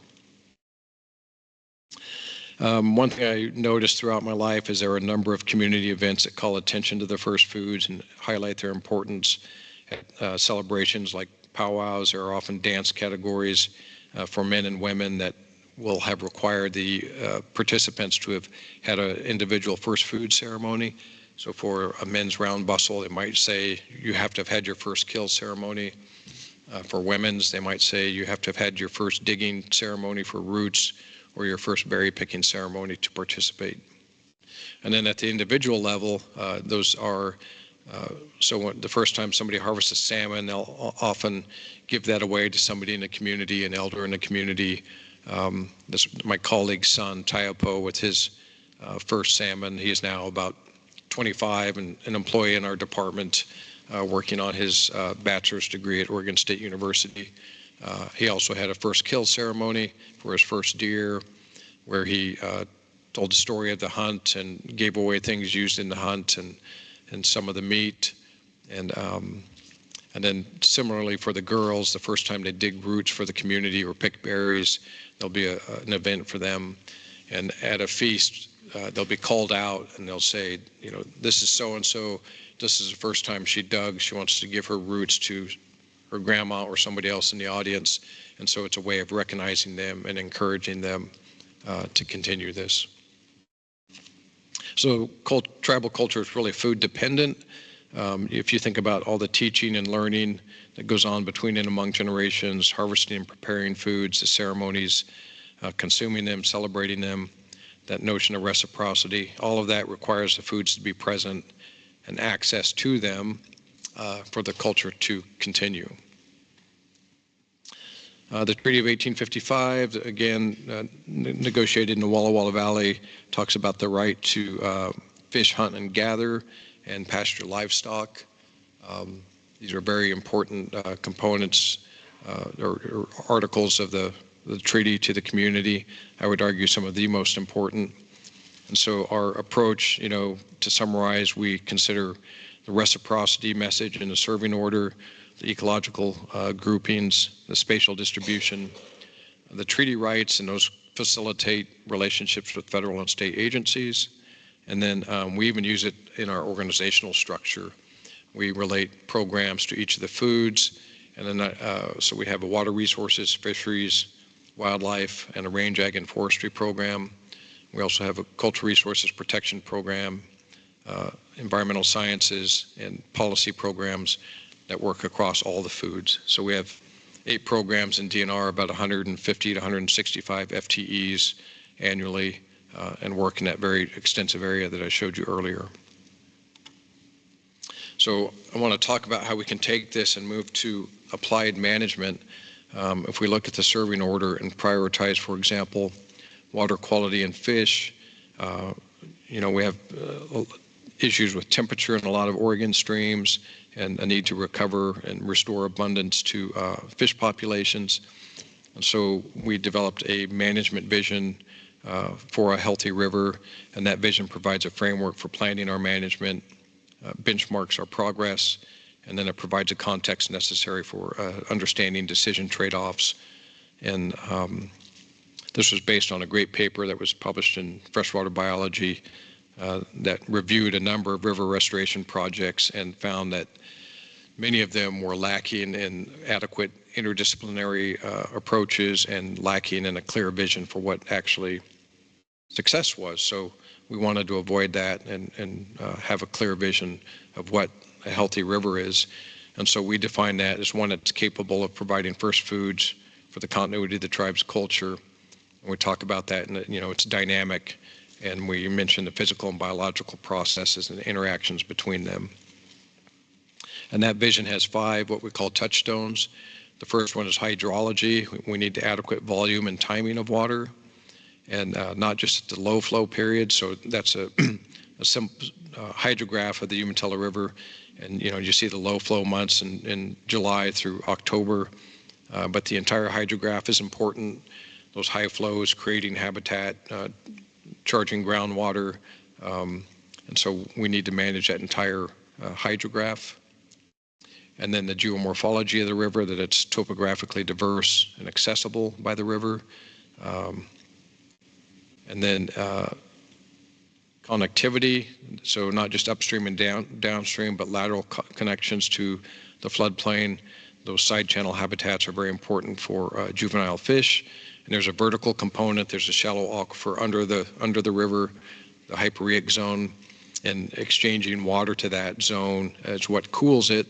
The water moves through the sand, gravel, cobble, and boulders, exchanges heat with those materials. It spends some time underground. It could be hours, it could be months, but when it upwells, it's cooler for having gone through that process, and it creates points of cooler water temperature in the river, and fish respond to that. In this case, it's upwelling at the bottom of that gravel bar, and there's a spring there, and that spring water is colder than the main channel water. And then the riparian vegetation and the fish themselves, if they're there, then if all of those things are present and they're interacting, we should have a river that supports continuity of tribal culture. And that is a photo of one of my colleagues' children, her daughter, carrying fish across a river that her dad caught. And I love that photo because she's very determined, and she apparently refused any assistance and made it across without losing any fish. And we think about this in terms of a really diverse fish species, not just Chinook salmon, lamprey, sockeye. That's some lamprey harvesting at Willamette Falls there, and then cooking some Chinook salmon around the fire. And so we can go from the serving order to our river vision, each of those touchstones, and we can align restoration actions like flow restoration, channel reconstruction, levee removal. We use conservation easements with willing landowners and do large woody debris additions, and then we can monitor change over time. And I'm really proud of the fact that we have staff working on fish habitat restoration in all those basins I showed you earlier, and they can move across this continuum from the community to the serving order to their management actions and understand why they're doing what they're doing. In Meacham Creek, an example I wanted to share with you, there was a levee that was installed by the railroad in the early 60s. It was about 1.1 miles long, and so the channel was very simplified, and it was too warm to support native fish. And you can see on the top photo some of the old channel patterns above the very simplified channel at the bottom of the image. And so we redesigned a channel using old aerial photographs and digital elevation models of the floodplain, and reestablished a very sinuous channel with multiple channels, reestablishing that lateral connectivity and that vertical connectivity. And we also did very intensive monitoring. At this time, this was one of the largest floodplain restoration projects we'd ever done, and probably one of the largest in the Northwest. And so we wanted to be able to measure the results of it. And we had monitoring wells throughout the project area, and we collected surface temperatures for 5 years from various surface loggers. And we were able to map over 30 upwelling points in the floodplain where the water, the spring water that was upwelling from that reestablished vertical connectivity was colder than the main channel water. And then associated with that, we see riparian vegetation respond. And if this cooperates, we also had Chinook spawning occur in this reach again, which we had not seen for years. Soon after restoring the channel, we had 1 year we had 7 pairs of spring Chinook spawn in this restoration reach, and those fish are using that spring associated with that riparian vegetation there, those juvenile spring Chinook. And so it's pretty exciting to see, going from a reach that's too warm to support spring Chinook, to see them actually rearing there. Some contemporary work, the Umatilla River lower below Pendleton, near the community of Reeth. We have a conservation easement with a landowner at the confluence of Birch Creek. And upstream on Birch Creek, we just completed last year first phase of a floodplain restoration project with a willing landowner there. And so very large conservation easements where the landowner retains the property and access to it. And we're doing some work to reestablish stream complexity, setback levees, create wetland habitats, and improve juvenile survival in this lower reach. It's really poor right now. Basically, below the community of Mission downstream, we have really poor juvenile fish survival, and we want to improve that by improving these floodplains, as I've shown you in the last example. We're also working on a former CAFO that was associated with the project that will take some time to clean up, and I think that starts in next year, and that's above there at the top of that image. But you can see some of the complexity we'll be restoring in this area, and also addressing that animal feeding operation. And this is a diagram that explains the diversity that will be reestablished. We're going to increase channel length, the number of secondary channels and channel length, sinuosity, floodplain inundation, and then increase the number of pools in the area. And we'll be adding some large wood into the reestablished sinuous areas that we create on the landowner's property. Just upstream from that, there's a project we really made huge progress last year. You can see the difference. The channel on the upper left image is confined to one side of the floodplain. We have a conservation easement, and we reestablished sinuosity and have a very sinuous stream channel now and floodplain wetlands that will develop. And we had summer steelhead, threatened summer steelhead return to this reach already. And we anticipate that this will really increase spawning habitat and survival for juvenile fish. Moving to the uplands, we have a similar document for that, an upland vision. And in that we talk about soil stability, landscape pattern, hydrologic function, the ability of the uplands to capture, store, and release water. And then again, the biota. We developed this in collaboration with Brian Indris from Oregon State University. He's at the Ag Research Station nearby and a frequent collaborator with us. And this just is an image of the Walla Walla Ranger District. Gives you a good example of the kind of landscape pattern that we see in the blues here, with trees typically on northern aspects or easterly aspects, and grass or shrubs on southerly and westerly aspects. And those kind of pattern considerations are what we're talking about. On the reservation, we have in our forest management program, we had compacted from the Bureau of Indian Affairs the forestry program, which had for years been behind in completing the forest management plan. It was something like 17 years behind. We took it over and got a plan done within 2 years and started doing forest management on a reservation again. As you're probably aware, there's a pretty significant beetle issue in the Blue Mountains, and so we're doing a lot of work to address mortality from that and thin stands. As you drove over I-84 to get here, you may have seen these stands up here on Cabbage Hill. That's post-thinning, some work that we did. We're also able to, in this contract, we extended our contract a year to allow the operator to get some tether logging equipment, kind of a newer technology you're probably familiar with, but allows them to move down slope and harvest, do mechanical harvest on the steeper slopes, and allowed us to treat more acres. And it also helped that business get going. We do a lot of work to thin overstock stands on the reservation, again, due to decades of non-management. Many of our stands are at twice the stocking areas that they should be for healthy forests. We're doing fuels management and burning, starting to do some prescribed fire and creating fuel breaks.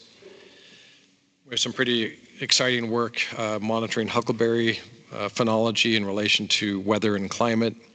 We have weather stations at 3 elevations in the Blue Mountains, and so we're getting air temperature, wind direction, wind speed, humidity, and soil temperature. And at the same time, these weather stations are taking time-lapse photography of the huckleberries every day, so you can correlate the plant's development with the physical data that you're getting, the temperature. And so over time, you can see leaf onset, flower budding, flowering, fruit onset, leaf drop, and correlate it to these parameters. And over the longer term, we're curious to see with climate variability if it affects the distribution of the species. We're also working to understand which pollinator communities are important for first foods. There's a number of bumblebees that we've learned are important for both the cultural food plants, the rooting plants, and the berries. And I think all of us in this room agree on the importance of pollinators. They're very important for a number of commercial ag products as well. And so understanding the health of pollinator communities and making sure that they're available to provide for plant productivity and fruit productivity is important.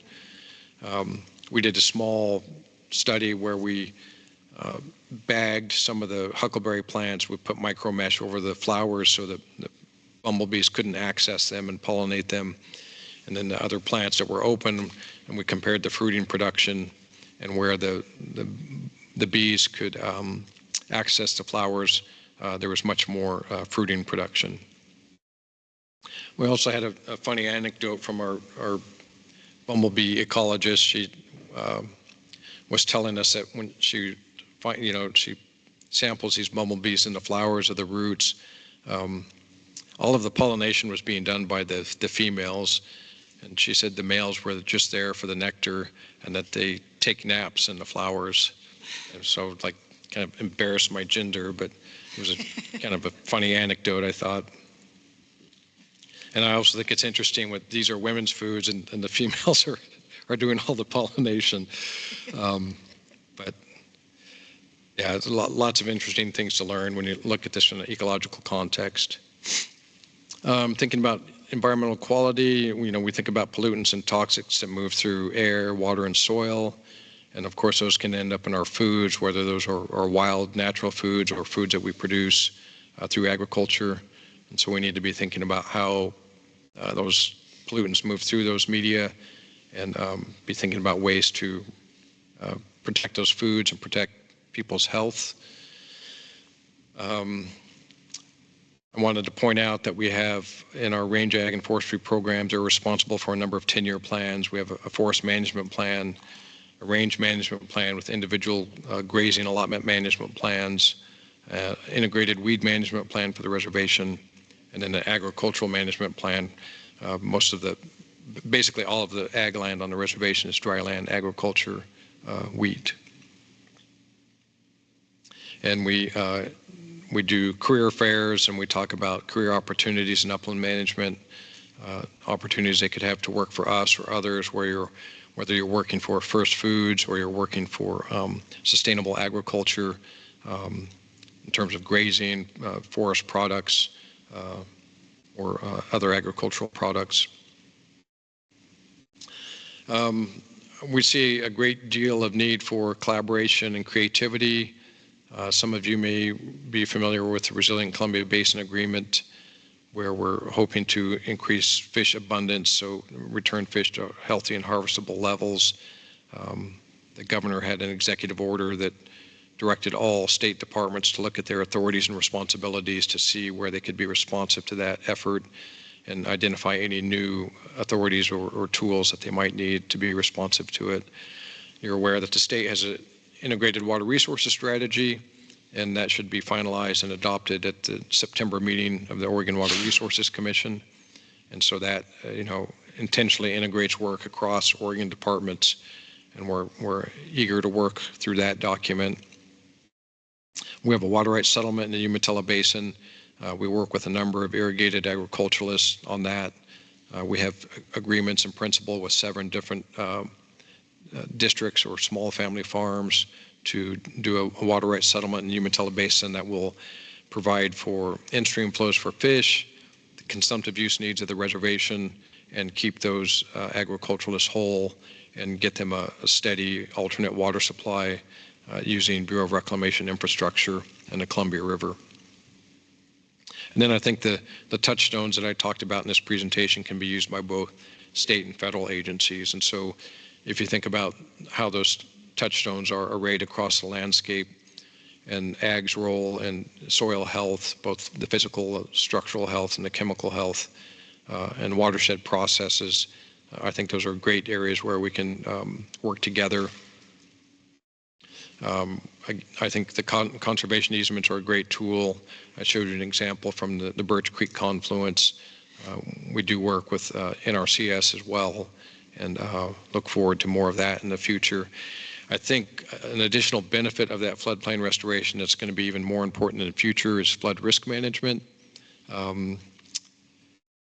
We had some, in 2020, we had a 500-year flood in the Umatilla Basin. And I know at one residence, I think the county put about $1 million of rock into the floodplain, kind of an instant levee, trying to protect a structure or two. And over time, that I think it'll be beneficial to those people if we can find places where we can do floodplain restoration, because that spreads the water out, it reduces the energy of the water, it captures the water and holds it and stores it and then releases it later. And in our Birch Creek area, for example, we've seen downstream water users benefit from kind of recreating that sponge in Birch Creek, filling the floodplain with water. It's released more slowly, and there's a water rights holder downstream of that is benefiting from those releases and exercise of their state water right. Just to summarize our approach again real quickly, emphasize the need for reciprocity, and then I always like to acknowledge the community members who inspired my thinking on this, my father and some of the people I cited in the presentation, and a number of the authors on the vision documents, and some co-workers and collaborators who produced images for this presentation. So I know that's a lot in a very short amount of time. I'm happy to take any questions. Also happy to talk quickly about the nutritional aspects if there's time or interest in that. Thank you very much. Appreciate you presenting this. And let me open it to questions. And if there aren't any right off the top of your head, I have a couple. But Director Boyer? Barbara Boyer, thank you very much. I got to see this presentation. It's a little different than what we saw, isn't it? Or is it the same presentation when we had the natural resource cabinet? It's The exact same one? it has a number of the same slides. Okay, but it was a little different different. ones, yeah. I really liked your twist of the collaboration. I really appreciated that. Can you go back to it? I'm trying to, the slide, that one. Yep, that one. Nope. Nope, one more, forward. Nope, one more forward, sorry. Oh, the other way? Where we can, there we go. Thank you. So talk to me about the in-stream flow transfers that with ODA. What do you see that looking like? So we have the ability to lease or purchase water rights and convert them to in-stream flows. And you go through an injury review process. And if you're leaving those in-stream, you're increasing the flows. You're not injuring downstream water rights holders. Okay. I'm trying to figure out how ODA fits in there.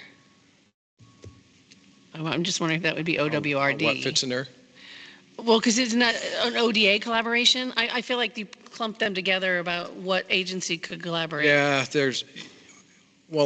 think if you think about like a product like the Integrated Water Resources Strategy, which is meant to integrate the work of multiple state departments, these transfers are of course of high interest to agriculture, implicate agriculture.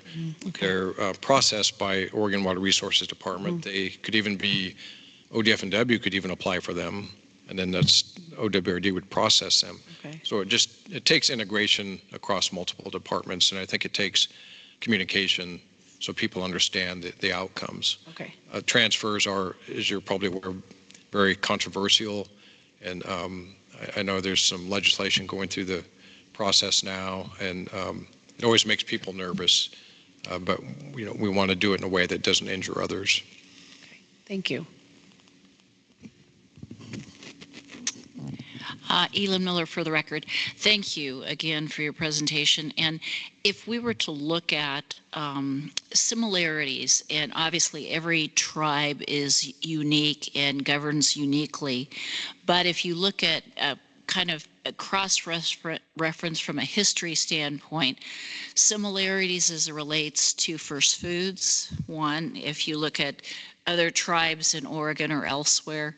And then secondly, how best can those of us in, whether we're farmers or whether we're ODA and others, work with the tribes? And I had been with EPA, so I had 276 federally recognized tribes under my purview at one point for consultation and government-to-government discussions.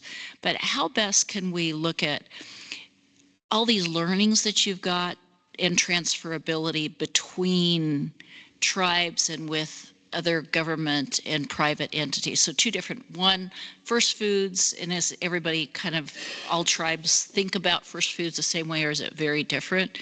And then secondly, these learnings and how those coordinate. I know there's some coordinating groups, but maybe you could illuminate that a bit more.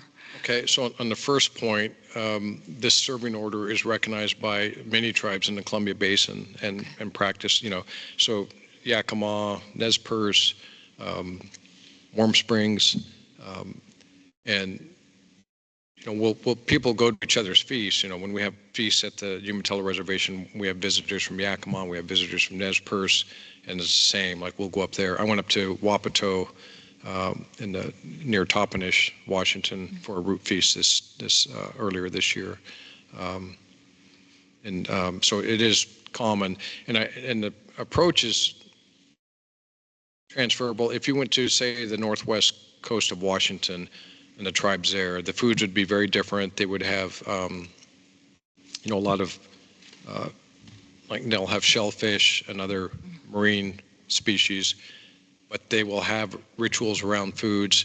The timing of their feasts and the ecological processes and timings will be different, but this whole approach is transferable. You customize it for those foods and that the timing of those foods on that landscape.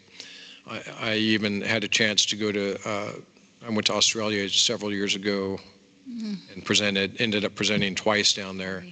And the next year, Aboriginal elder came to our reservation and she brought me a diagram showing me the relationship between their foods, creation belief, and people. And it was amazing. It was almost the same thing. It was just incredible. And then they have gender roles associated with the foods. So it's very similar. And so I think it's transferable to almost any tribe, and you just customize it for their foods and their location. And they will, I'll guarantee you they'll have some ritual around those foods and ecological understanding of them that can be used in collaborative co-management. The second part of it is, how do we collaborate around these? Yeah, best practices sharing. I mean, all the restoration work that you've done, all the biological information that you've gathered, discussions on looking at working with government agencies and others to provide perspectives that are common. Of course, you're all independent, but one of my challenges always was, in my old role, was to be able to find the common threads of what should, like, the priorities of the agency to be in concert with what's going on with the various tribal nations. Is there a place, a gathering that you come together and talk about, hey, where are our common goals as far as priorities, like some of the legislation going through, I think, in Congress right now on looking at tribes managing forests for the future? I mean, how does that come together? Just, again, I've been kind of lost on that piece. Well, we participate in a number of forums. Like, I appreciate this opportunity, and I try to do these as much as I can to facilitate this. We have MOAs with various parties. We have agreements with private landowners. We started developing access agreements with, like energy developers. If they're impacting cultural resources, we'll often mitigate that by getting access to that project if there's first foods to harvest there. They'll do access agreements that have, they might have safety restrictions on them, and we have communication protocols and things you go through, but then tribal members can go out and access those areas and harvest roots, for example. So we have to coordinate with private individuals, states, NGOs, federal government, and I always argue that if you look at the serving order, and if you look at state agencies, each have a piece of that serving order, whether it's Water Resources Department, Fish and Wildlife, OWEB, Department of Ag. There's always some overlap with that serving order and our goals, and I think there are areas of mutual benefit that we can work towards. And we just try to do it through a variety of instruments, whether it's MOAs or collaborative projects, but yeah. I don't know if that's helpful. Well, where I was going was between tribes. Oh. Yeah, because obviously, as you can have those MOAs, but then complementing and being able to share knowledge between tribes and again, common voices between tribes where there's agreements. I think that part of that has to be regional, like we've been able to do that with Yakima, Nez Perce, and Warm Springs, 4 treaty tribes, and we often, there's Columbia River Intertribal Fish Commission. Right. We also worked with Oregon and Washington on the Resilient Columbia Basin, or the Columbia Basin Restoration Initiative, which became the Resilient Columbia Basin Agreement. And so where there's a lot of strong regional relationships, familial relationships, and the same foods, I think makes it easier. If you go over the Cascades, right, to other tribes in Western Oregon, it's a little more distant, and so the links there aren't as strong. So there probably needs to be some kind of regionalization. But when we work with other tribes, we have a lot of areas of overlap, and we have some differences too, just like state agencies have differences with each other, or states do. And we just have to try to work through those, and we all value and work towards these first foods. Great. Thank you. That was helpful. Any other comments or questions? All right. Thank you. Really appreciated that. And especially we were yesterday on our field trips taking a look at first foods and some of the test plots that were going on near here. And so that was really, it's a kind of interesting coming together and seeing the various species from a priority for first foods that you listed. So again, thank you for being here. Appreciate it. Thank you. Thank you again for the time. It's very generous to have an hour on your agenda. I really appreciate that. And you should have got our invasive weed book that our program produced. Thank you. Thank you. Thank you. Yeah, now we'll have a test next time to memorize what our invasive weeds are. So thank you. Thank you again, Eric. Okay, well, why don't we just go ahead and move on into our board business? And if I could go ahead and ask Director Boyer, okay, I will stop. I took a bite. Okay. We'll go ahead and kick this off with our OWEB report. Director Boyer. Right, we had our OWEB report, our OWEB meeting April 22nd and April 23rd in Independence. And it was very grant approval heavy. We spent a lot of money. And I wish I had added it all up, but I did not for this report. I'm sorry. We did open solicitation grant awards. We did water acquisition grant awards. We did land. We had a very interesting request from Willamette Confluence Project where they were asking to be released from their conservation easement. And we had a robust conversation about that. And we did not come to a conclusion. We actually probably going to have DOJ come in and talk to us to see what that would look like, because it's never happened before. So that was a really interesting conversation. We gave away money for drinking water source protection. And then we had a nice presentation from Jeff Huntington from the GNRO's office about the governor's priorities. And then we had some interesting public comment about what's happening at the federal level, because a lot of our grantees got BLM money, and so they're giving costs up front, and then the BLM is not paying them back. So there's some small watershed councils who might even fold because of this. So that was very interesting to hear that angle on what's happening at the federal level. So it was a little heartbreaking because we had like 9 public comments about that topic and these small entities. So that is all I have. So thank you. Thank you. Have you had any additional information on that? I know on an international basis, it's a little more bleak, but at least for money that had been spent, it has been reimbursed for the most part, even with USAID projects. I've not heard. We have not got an update. There's probably our next meeting we'll get an update, but there was a lot of people. Make it not have to declare bankruptcy. So yeah. Right. Good. All right. Just in terms of federal funds uncertainty, for the most part, at ODA and for our funding, we have been okay and had the announcement, the specialty crop block grants, our RFSI projects are moving forward in a tighter time frame than we had anticipated. I think our concern really right now is looking into the next fiscal year and what happens in terms of funding, and then also Farm Bill. We've been running on a 2018 Farm Bill for a long time, and inflation is not taken into account, and so the levels of funding that are there, don't necessarily mesh up with what's happening in the economy. Okay. All right, great. Any questions of Director Boyer?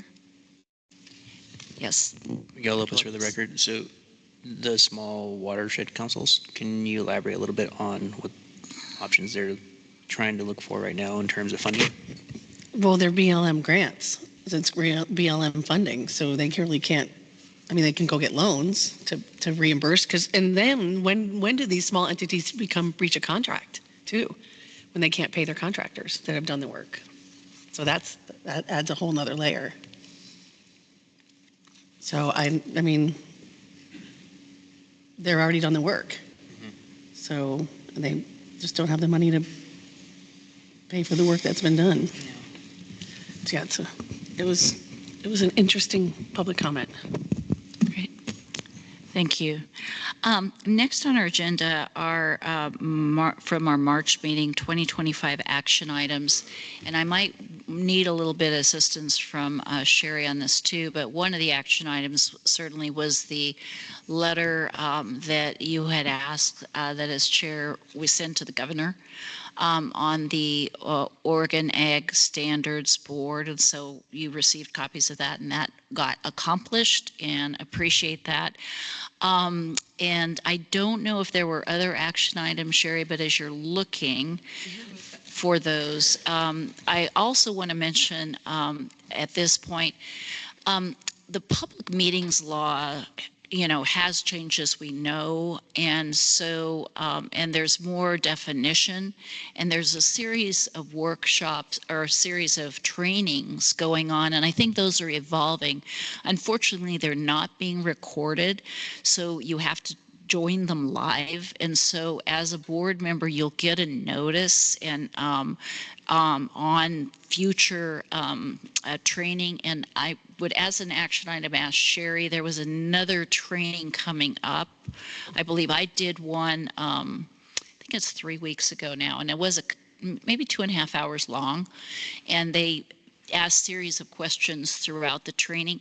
But I think one of the ahas for me in this training is when you talk about not abiding by public meetings law, it is not the staff that has any responsibility whatsoever. It's we as individual board members are liable. And that was a wow for me. So it was, and I thought, yeah, of course I'm, liable to a point, but I'll have support in making sure I know what I'm doing. And it pretty well puts the burden on individual directors for compliance. So please do. And I would also encourage more training, because I only saw 2 notices, and that the first notice actually was exactly the same time of, well, it was actually our orientation for new board members. So I couldn't participate in that one, but I did participate in this last one. I think there was another one noticed for May, and I'm sure there'll be more being noticed. And I think as there's more information and more questions being asked and things develop with this new approach, some of it's all the same, but I think reinforcing, but there are some new nuances that I'm sure there'll be, our annual training that we need to do, as we do on a couple topics every year, that you can do it whenever you want to online. But right now they're not being recorded, so just do take some time. And I did want to notice the individual board member responsibilities and liabilities on that. So that was a aha for me. So, yes. Yes. So the action items are in your packet under tab 12. So the letter that was sent to the governor, as well as public comment on the solar siting rules to DLCD that were prepared. So those were the 2 action items that we had and moved them forward. So under tab 12. Okay. Right. Maybe I'm not seeing that under tab 12 because I see the resolutions. Resolutions at the bottom. Oh, letters at the top. Yes, thank you. Thank you, thank you, thank you. Great. Okay. All right, anything more on the action items? And we'll try to capture that for each meeting for updates for action items going forward. So, Next on the agenda is, let me get back to us.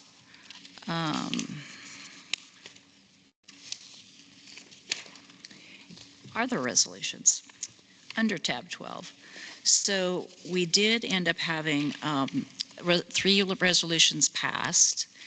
And if we take a look at the list of resolutions, we've had these out for public comment now, I guess since our first meeting this year. In fact, before, I think we went out for public comment in December. And so we've had 2 meetings where we could receive additional comments on any of the resolutions. And again, we have only received comments on 2 of our resolutions, and one being very extensive comments on 319, and the rest either no comment or support. So to expedite, unless there was any, well, let's have some comments and discussions here. But the thought I had was we could move forward and move all of 107, 307, 309, 317, and 318 that are there in tab 12, and just move those forward for approval.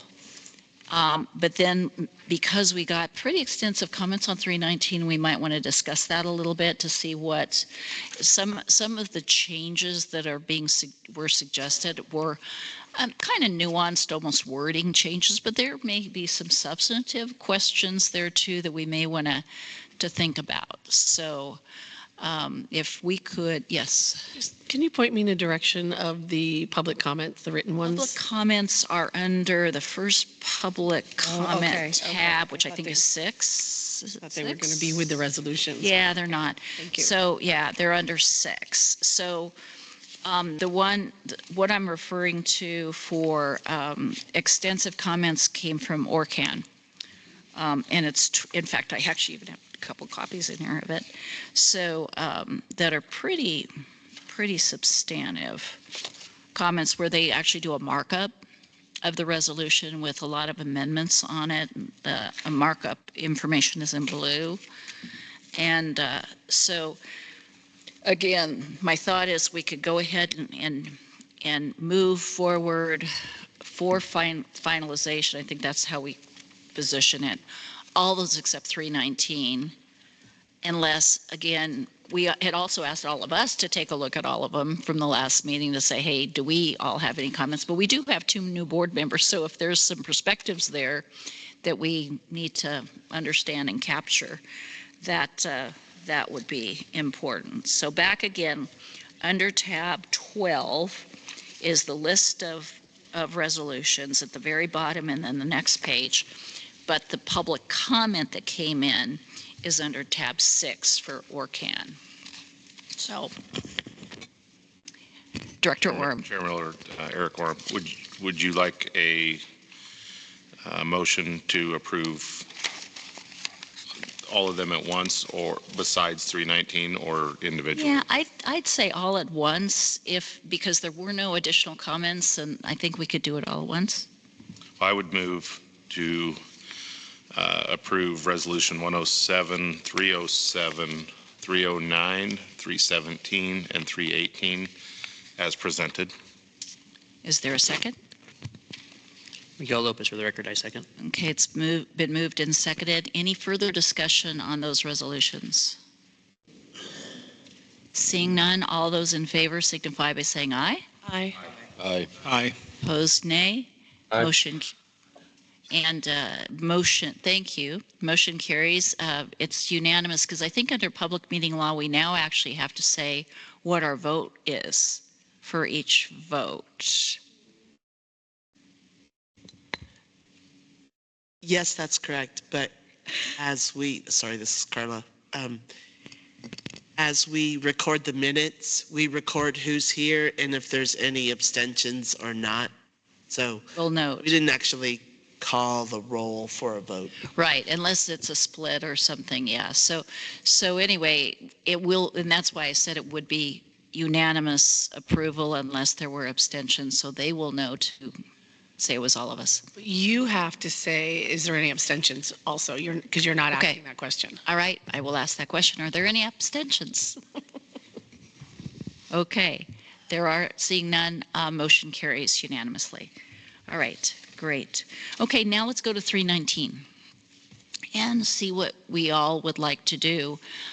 There's, again, some are more cosmetic, some are maybe more substantive. What we could possibly do is go ahead and have staff take a look at all of that and come back with a proposed potential revision for us for consideration in September. I'm seeing a lot of nodding of heads. There's a lot here. There's a lot. Yeah. Yeah. Yes, Director Mogg. Kirk Mogg for the record. I did spend some time reviewing these and have some thoughts. I would be happy to work with staff in reviewing these comments. Even though it's a long letter, a lot of it is simply endorsing what's been proposed, so I don't think they're as extensive comments as it initially suggests, but I would be happy to participate in that review. Great, excellent. And again, with the public meetings law, we used to have the our workshops, and we'd have break up and do resolution discussions. And we did do that as a public meeting. And so if we did want to do that with more than, I think, one board member can assist on that with staff without that requirement. And so right now, but if we do want other board members to join in that pre-discussion, we would need to go ahead and notice that as a public meeting. But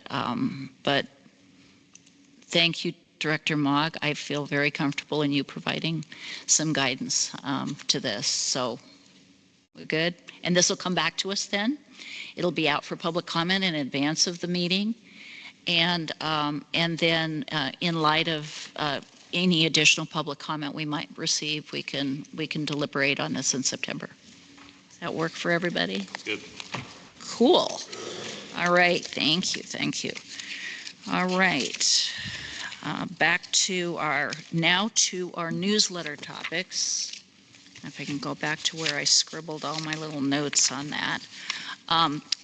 If we could go ahead and make assignments for folks regarding the newsletter discussions, just to do the write-up. And we, in the past, kind of set some dates. And so I'll have Sherry think about that, of when we want to kind of get a draft done and then into her, so then we can complete. I think last time didn't we send the newsletter draft out to everybody, and then we basically... I'm looking to Carla to help me remember. Yeah. We did. We made individual meetings with the staff person and the board member. I think the board member, in some cases, drafted it initially, or in some cases, the staff drafted it initially, and then worked individually with each other to finalize it. And then it was an internal final review before the newsletter went out, but we didn't send the draft newsletter out for everyone. Yeah, it was internal review then, which I'm very comfortable with from that perspective. So if we take a look at the subjects we talked about, one was, well, I'll start maybe with an easier one. One was from, let's call it domestic and focus. And so that was with the Chicago discussion and the shrimp. That should be a pretty easy write-up. Does somebody want to help with that? I can do that. I'll take the easy one. So, see, you really need to jump on this early before I start making assignments. So, okay. All right. So that's one. We also wanted to highlight the historic, well, the fact that the first rodeo and the first experiment station. Anybody want to take that one on?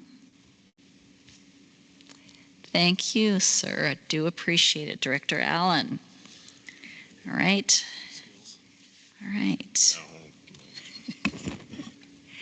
Okay. And then I think the third one was to take a look at basically discussion, the coordination and the efforts that went into looking at the Fish and Wildlife and ODA collaborative work that we saw yesterday and all the efforts that have gone into that.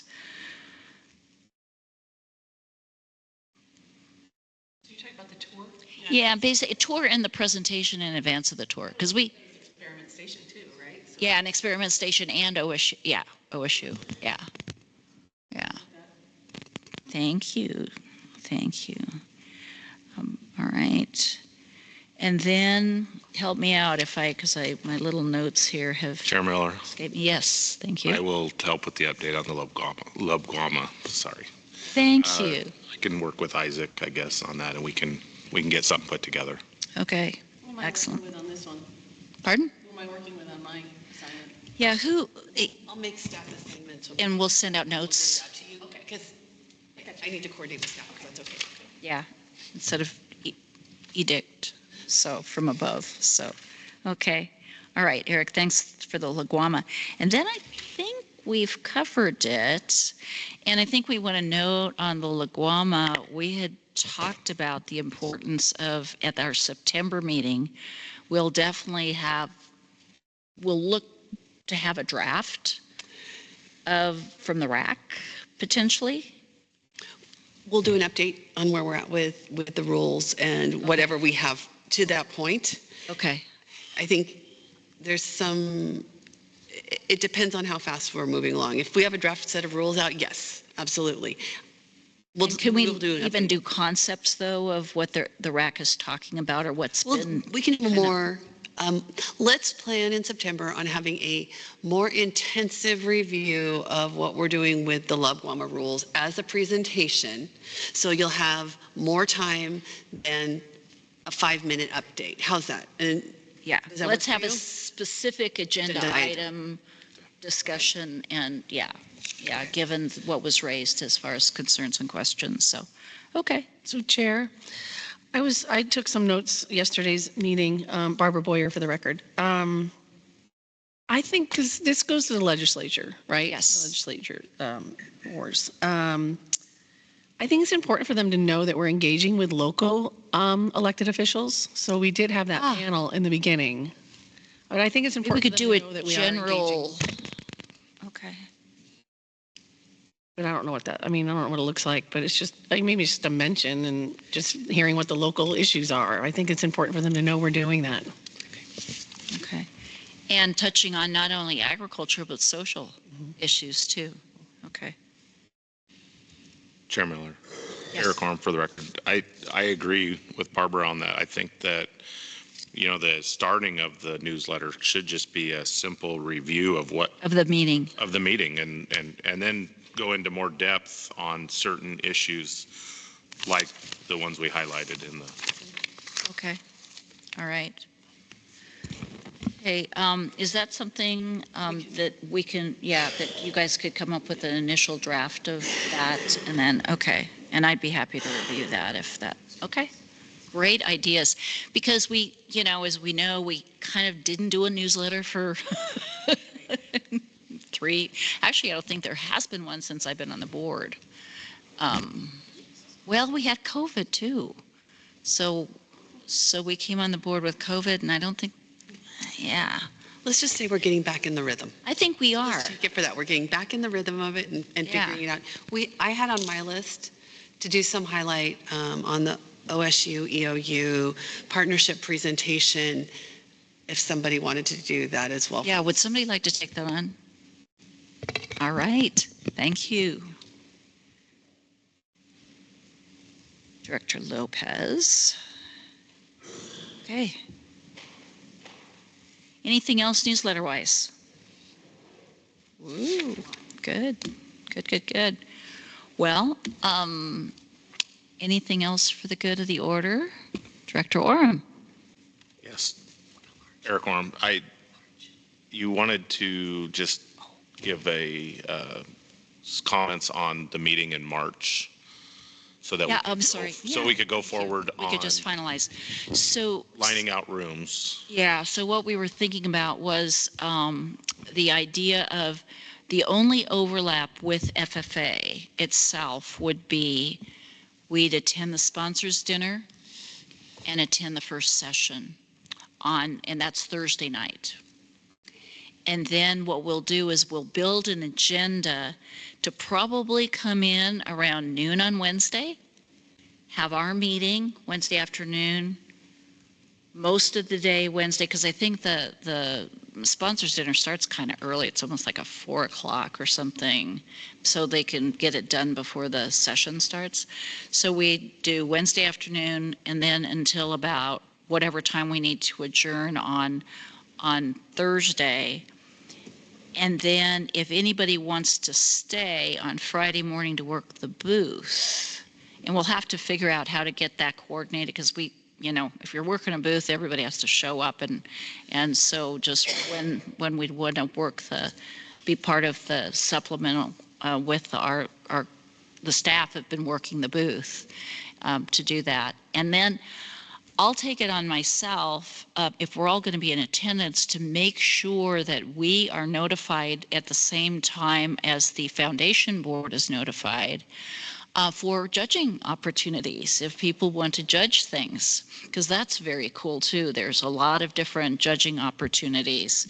So I'm going to note that too. So does that are there any other thoughts there does that kind of sound good? Sounds good. Great. Okay. Thank you for the reminder. I only had it top of mind and then I forgot. That's why I was. Thank you. That's where you're going to. Thank you. Thank you. Thank you. Keep me straight, you guys. Appreciate that. So, okay. Anything else for the good of the order? If not, thank you much. We'll see everyone in Klamath this September, and meeting is adjourned. Good to see everyone. Take care.